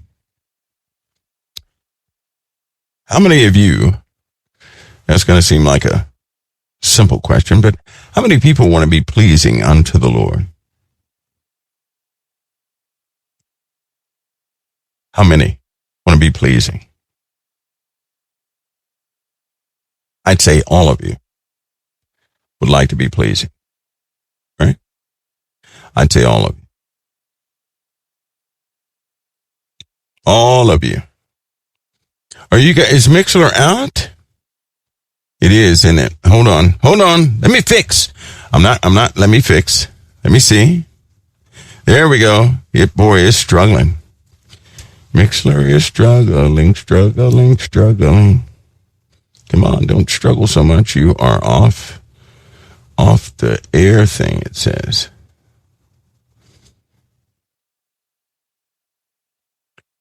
Boy, they don't like progress, do they? Shame on them. Shame on them. Shame. Shame, shame, shame. I'll tell you what I'm going to do. Let me do this. I know what's happening here. I already know what's happening. I know what's happening. Terminate all processes here. We're being fought. We're being fought. Somebody jump in Mixler. Somebody jump in Mixler and tell them that we're going to be back and we're getting that up again. I'm going to keep everything on air, though. I'm going to keep everything on air. There we go. Wait a minute. Let's see. I'm going to bring it back. That's a shame. That's a shameful thing. You guys should be ashamed of yourselves. Let me do this. Okay.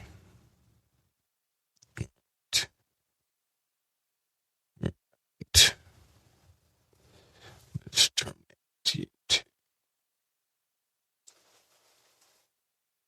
Didn't want to cooperate here now, does it?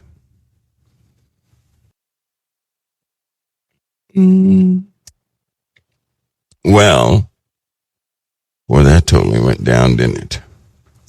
Everybody stand by, okay? Can everybody do that? Just stand by. Just a minute. Just a minute. We're going to rebuild something here real quick. I'm going to rebuild this process. It's like really trying to get through some of these processes, and I can't do it. Are you serious? Okay, nope. Nope. I'm going to put nope. We want that gone. We want that out. Permanently out.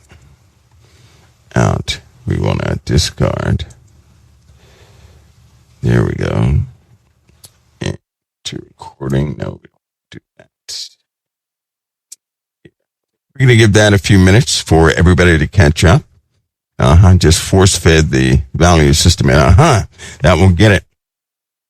That'll get it. All right, guys, Mixler is starting back up again. You guys should get the invite. Now, Mixler is running on a computer that is currently under assault. It really is. It's under assault. That's just nuts. That's nuts. Can you guys see? You see all the people trying to sign into Mixler all at the same time? Do you guys see that? You guys see that? I'm sitting here looking at the when you have the software for Mixler, you can see who's trying to, how many people are showing up. So it's like big chunks of 300-400 people at a time trying to show up, and then they can't handle that. So it's like everybody's trying to log right into, everybody's trying to go into Mixler for some reason. They're just trying to be evil. They're being evil. They are. They're being evil. You guys ever in Mixler? Mixler is now operational. Somebody says, is crypto created by a demonic system? Let me answer that for you. The earth, the entire earth, and everything, all these systems in the earth, all right? All of them are under the prince of the air, who is Satan. So the king of this world, his name is Lucifer. The prince, right? That's why Jesus said, now the prince of this world is cast out. He's cast out. So he has inspired all this stuff in the world. He has. See, not all of it. Not all of it. But when it comes to our money system, why, God wouldn't invent a system of greed. He wouldn't do that. He would not do that. And so we know where that comes from. Crypto is just another system that was invented by people who are of the earth. That's all. We're of the earth. That's it. That's it. Somebody says DOS attack. Well, they were attacking Mixler is what they were doing. They were attacking our Mixler specifically. COT's Mixler and some other Mixlers out there, no doubt. They were trying to take down Mixler, and then they attacked the hub of Mixler itself. That's what they were doing. That's what they're trying to do.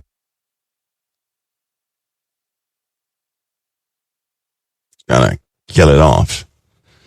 Well, that's not working. Not working at all. Let's check our other streams here. I don't do this all the time because I don't like, you guys know I don't like numbers. Every time I say anything about the numbers, it just, I don't know, it creates a competitiveness I don't like. I'm going to just check on mainstream. Okay. It looks okay. So we're pretty clear on that. Let's pull up, I got to pull up all 5 here. Let's see.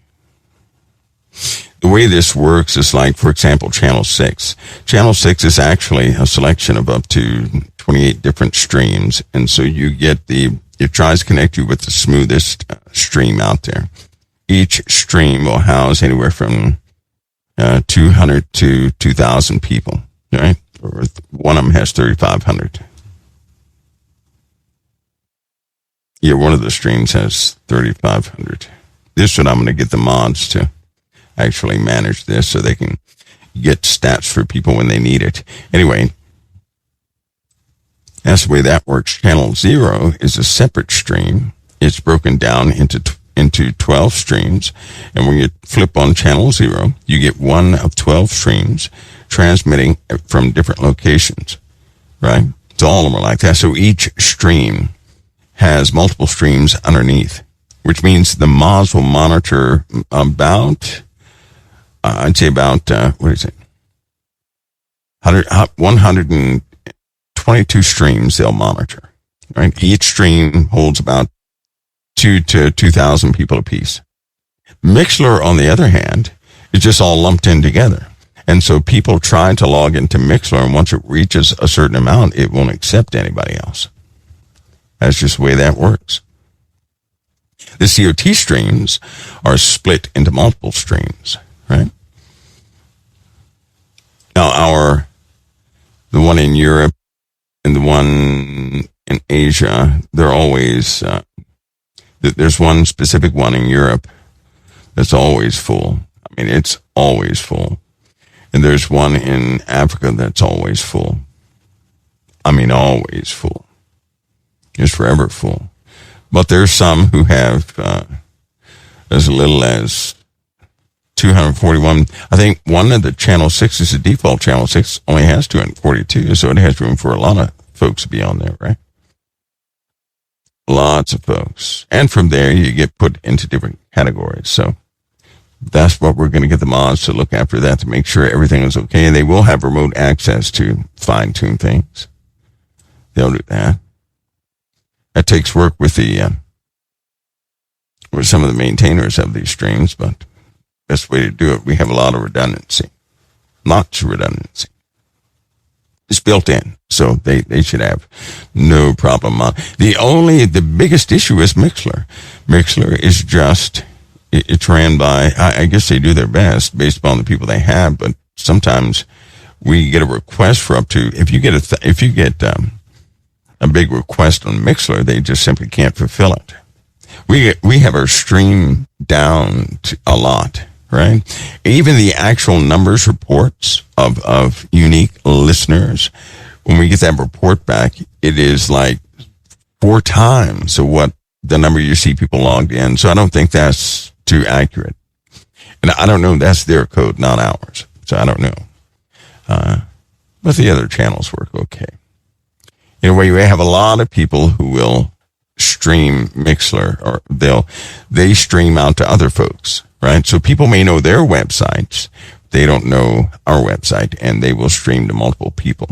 So it really goes out there to quite a few people. It really does. Okay, back to what we were talking about. So many people want to be pleasing unto the Lord, right? I mean, I know I do, right? So I would say that you guys do also. So I'm going to ask you another question. You want to be pleasing unto the Lord, right? Correct?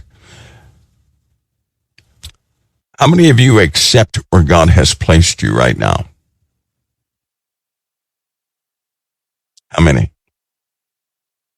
Of those who want to be pleasing unto the Lord, how many people accept where God has placed you right now? Many. I'd say quite a bit, right? I know I do too. I fully accept where God has placed me, right? Even when it's even when it's tough, I accept where God has placed me, right? So let me ask you this. You want to be pleasing unto the Lord. You accept where God has placed you. So why do people say I don't belong here? Anybody answer that? Why would anybody say that? I don't belong here. If we want to be pleasing unto the Lord, and we do in fact accept where He has placed us, then why would we ever say we don't belong here? Why would we ever say that if you're where God put you right there where you're supposed to be? In fact, you were made to be put exactly where you are. You belong exactly where you are. So why would anybody say that? I'll tell you why. It's not that you're making a snub remark at the Most High. We're not doing that. You know what the issue is? It really gives us insight into how we operate, right? We do walk by faith when we remember to walk by faith. But the default is to walk by the rudiments of this world. And this is what we must overcome. To say you don't belong here is to say God made a mistake. To say you don't belong here is to say God put you accidentally in a place you're not supposed to be in. You were made, put in a human body, put here on this earth. Right? There's a long process that took place for you to get here. You're supposed to be right there where you are. But what makes us say we don't belong here? I'll tell you what's making us say that are other voices out there. That's not an original statement. That's a derived statement that came from others. You see that? Somebody says it's selfishness. Well, not too much. It's just that in the absence of spiritual knowledge, we go back to our default. And our default is the understanding of those things in this world. You were born in this world. You really weren't born you weren't born as a priest. Let's put it that way. You were raised up in this world, right? The world rejects its own creator. And so many of the things that we know are from the world. When life becomes difficult, hard, depressing, or something like that, we default back on what we have rehearsed the most. So here's my request. I ask you those questions to give you a request. Never say that. Begin to reverse that. And instead of saying, because in the Bible it says you're in this world, but you're not of this world. But to say that you don't belong here is to say that God is senile. How many of you would say that?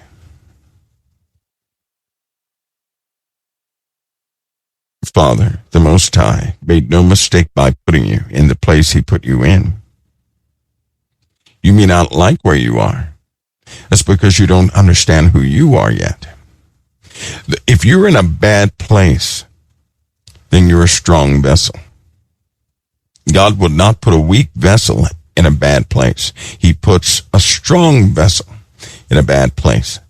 That means you're able to take whatever it is. In fact, you've been able to take everything that ever happened in your life. That means you're pretty strong. And those of you who have gone through a lot, whether it be self-inflicted or not, you're a person of strength.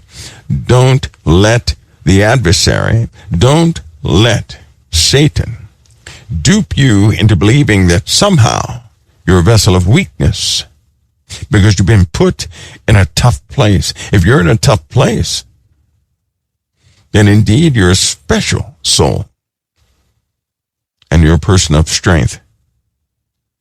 Time for you to begin to realize that your strength is intimately tied to your faith.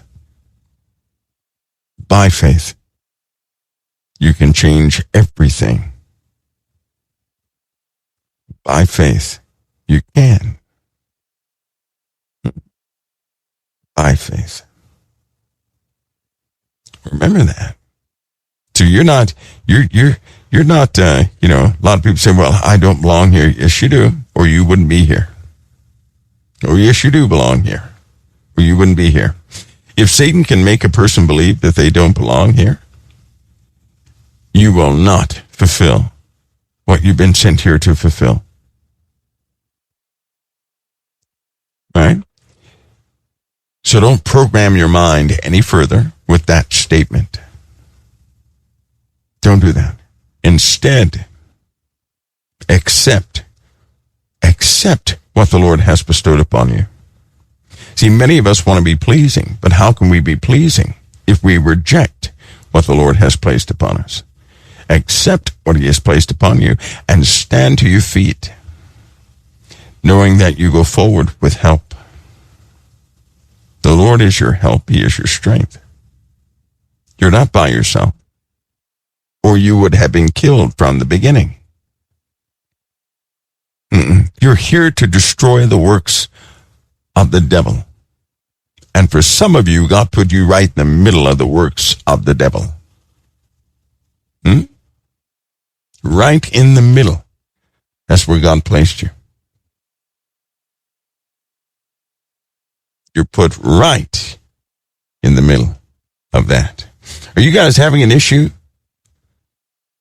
You guys having sound issues? Let's check something here. Last time this happened, you guys wouldn't believe the hacking event that took place. And it came from one country in particular. So I'm going to check something real quick. Let me check something real quick. Let's check out something. Oh, boy.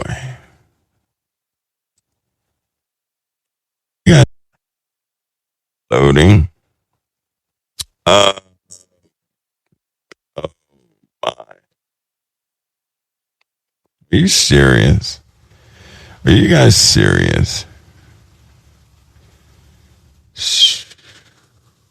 Okay, here it is. You guys ready? Here it is. Here it is. Here's what's happening. In the USA, we have scan attempts happening. In Canada and the USA, beyond belief. The numbers are beyond belief.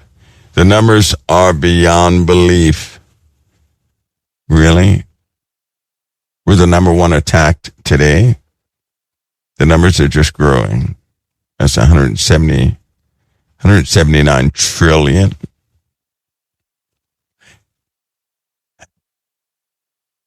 It's a big number. Just 3,702 trillion attempts per second. That's crazy.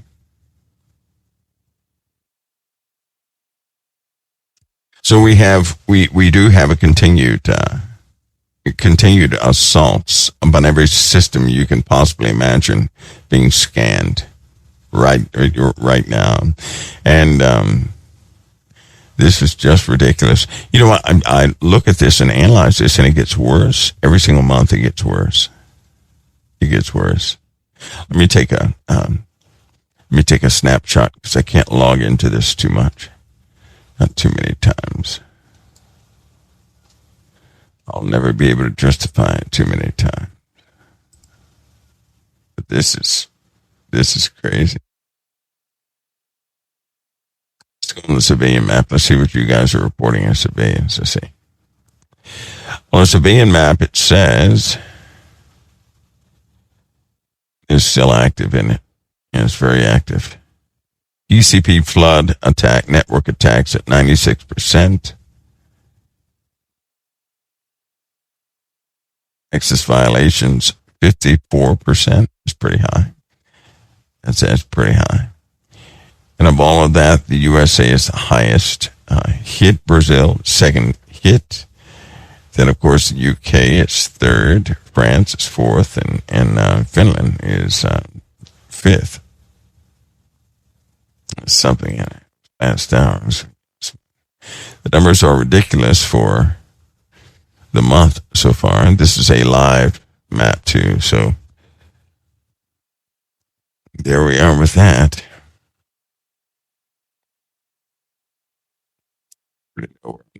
Salt.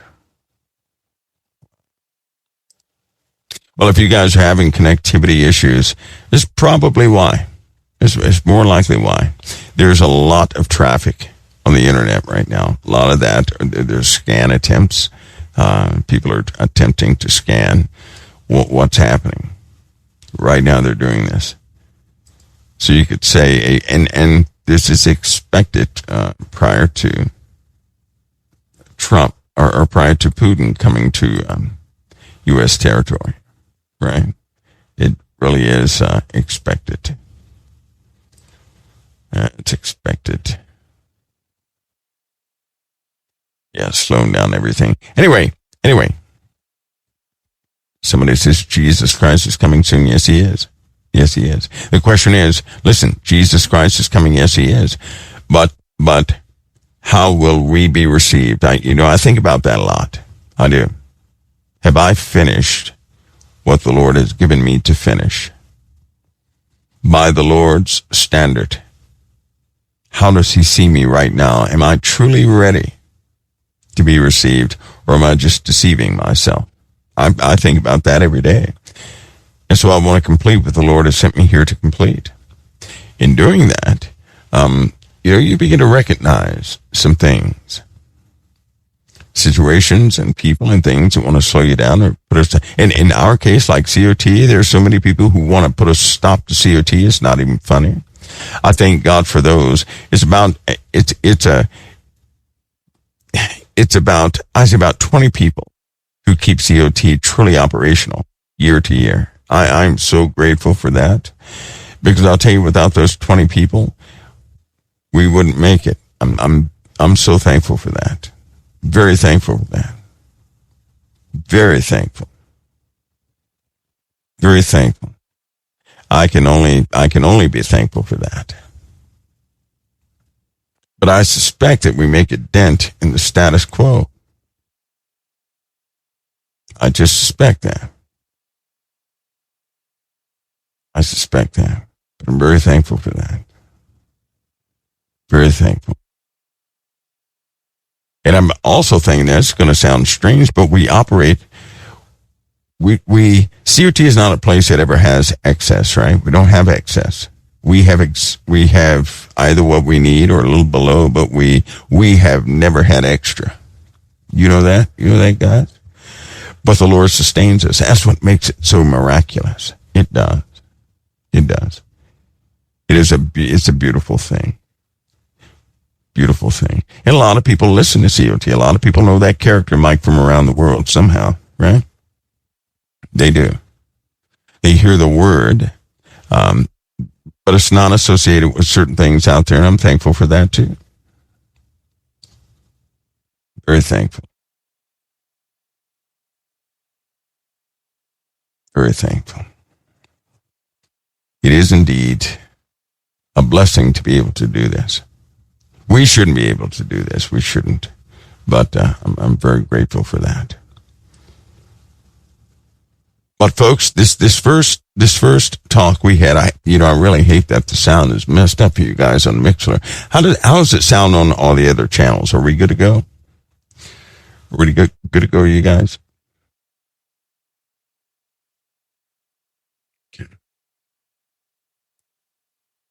We have listeners from all around the place. We really do.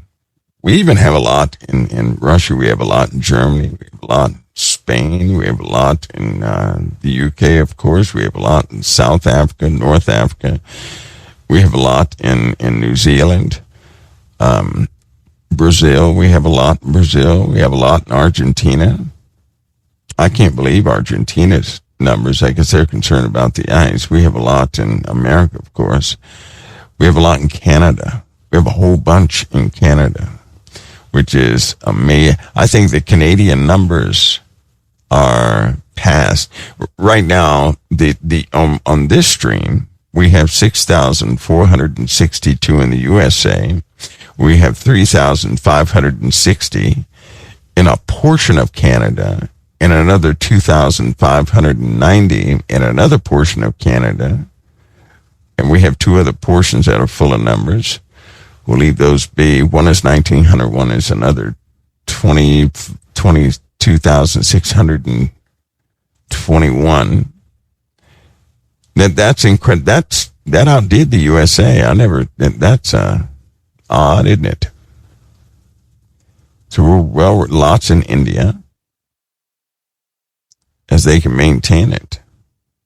It's just astounding what the Lord does. Yet, believe it or not too many people know about they don't know how to get to the site. Most people have a hard time getting to the site. And a lot of that is my fault because I actively try to keep COT away from search engines and things like that to minimize our footprint. I know what's coming with AI. I do. I know what's coming. And we're doing enough. We have some people of high integrity that in Asia, but I can't speak to that. I did that last time and almost put some things at jeopardy. So anybody out there in Asia who successfully is listening to us, and God bless you. But I won't be talking about Asia because they're not allowed to do that. In fact, many of these places are not allowed to do that. Not allowed. Very thankful for that. And guys, this hacking map is terrible looking. It is. It is absolutely horrific looking. And I would suspect this because, again, Russia will have talks with the USA in Alaska, which is very troublesome to me. We know we're in the days of tensions, very strange tensions. But this cyber warfare is going to cost us. It's going to cost many of us.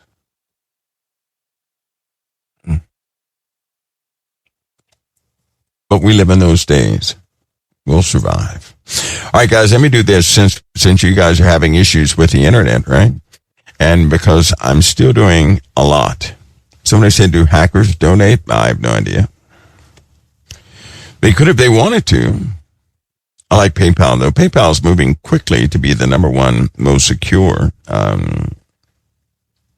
money exchange system on the internet. So I kind of like that. I really like it because they keep their records clean. I really like that. I like that a lot. But folks, listen, what we're going to do, I can see you guys actively going through some issues with connections, not necessarily with COT. It may be other things also, right?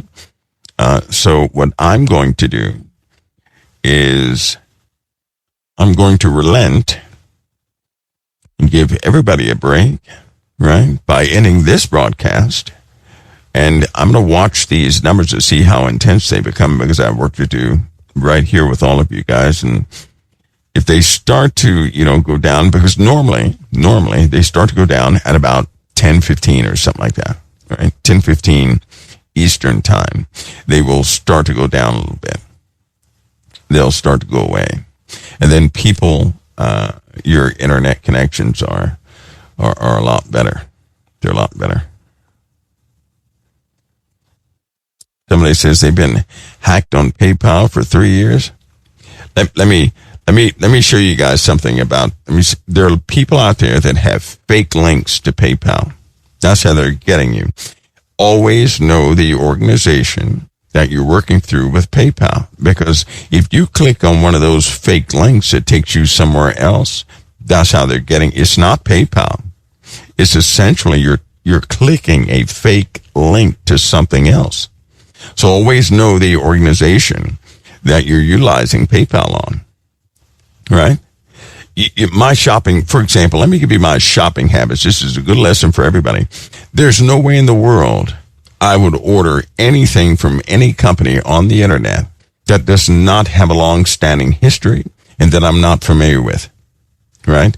So that means I'm going to order from places like Amazon or something like that. I will never order from anybody else unless they have a long-standing history, because a lot of that stuff is fake. You have to know the organization that you're working with. If you don't know the organization, you're going to click on one of those fake links to some fake looking page, and they're going to get your stuff. Once they get your information, you're done for. PayPal itself has a very good, you're not being hacked through PayPal itself. Most people are clicking on links that have nothing to do with PayPal, right? It's like somebody puts up a fake link that says PayPal and it takes you somewhere else. You're not even on the PayPal network. You're doing something else with somebody else. So always know the organization that because I have never had a problem with PayPal, not once ever. And the people that said they did, after going back to look at some of their stuff on PayPal, they never had a problem either. They were donating to something else. Had nothing to do with COT. That's how that works. Okay? That's how it works. Phishing. Sometimes that comes through spam. That comes through people on Facebook. Has so many fake things on it. I don't use Facebook. I don't like Facebook. I don't like social media. I don't even, if somebody sends on my personal phone, if somebody were to send me something, I'll never look at anything from anybody who is not on my contact list. Won't do it. That's how you have to protect yourself, right? So when it comes to, if anybody donates to COT, go to the COT website and just click on the donation link, and then click on the link for operations for COT donations, right? That's the safest way to do it. And you guys, if you guys ever point somebody to COT, make sure you point them directly to the homepage so they can go from there. Okay, but third parties, just do this with everybody. If you use PayPal, if you use a link to do anything, always know the organization that you're interacting with. Again, there are lots of people who they have problems with these financial institutions only to find out that they never had a problem with the financial institution, that they were diverted somewhere else. And it had nothing to do with PayPal, nothing to do with these other financial institutions. It's somebody tricked them into clicking a fake link to go somewhere else. Okay? So remember those things. That does you do yourself a good favor. Also, listen, guys, as we continue to get our internal network up and operational, I got you guys who are going to be evaluators for things. That form is going up there. A couple of forms. So next time you guys go to the homepage, when you see these areas where you can actually fill in information, make sure that you don't make sure you read it. Don't assume it's something. Like there's a section that has to do with the gospel and certain learning tools that are going to be on the website. There's something else that has to do with some of the entries for editors. And we have some other areas for other things. So it'll end up being comprehensive, but it'll still fit on one little portion of the page. So make sure you read through that well so that you're filling in the right area. Okay?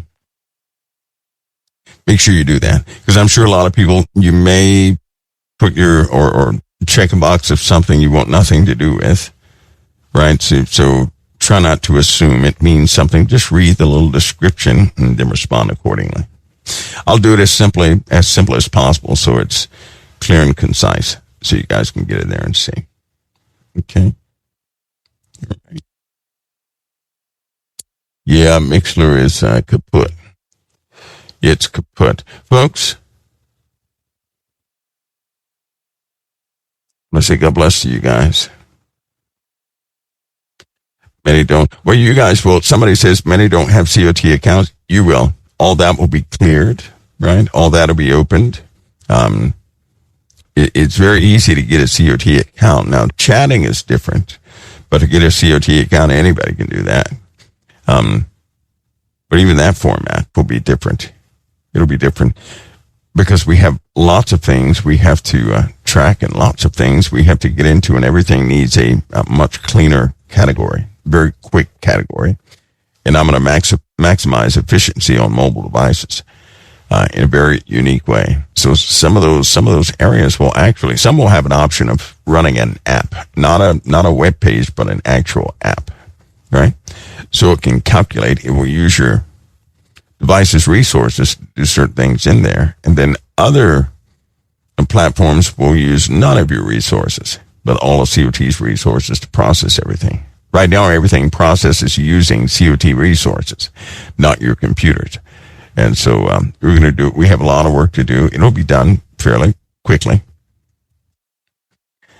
But we have we're going to be in a new time, and AI is not a joke.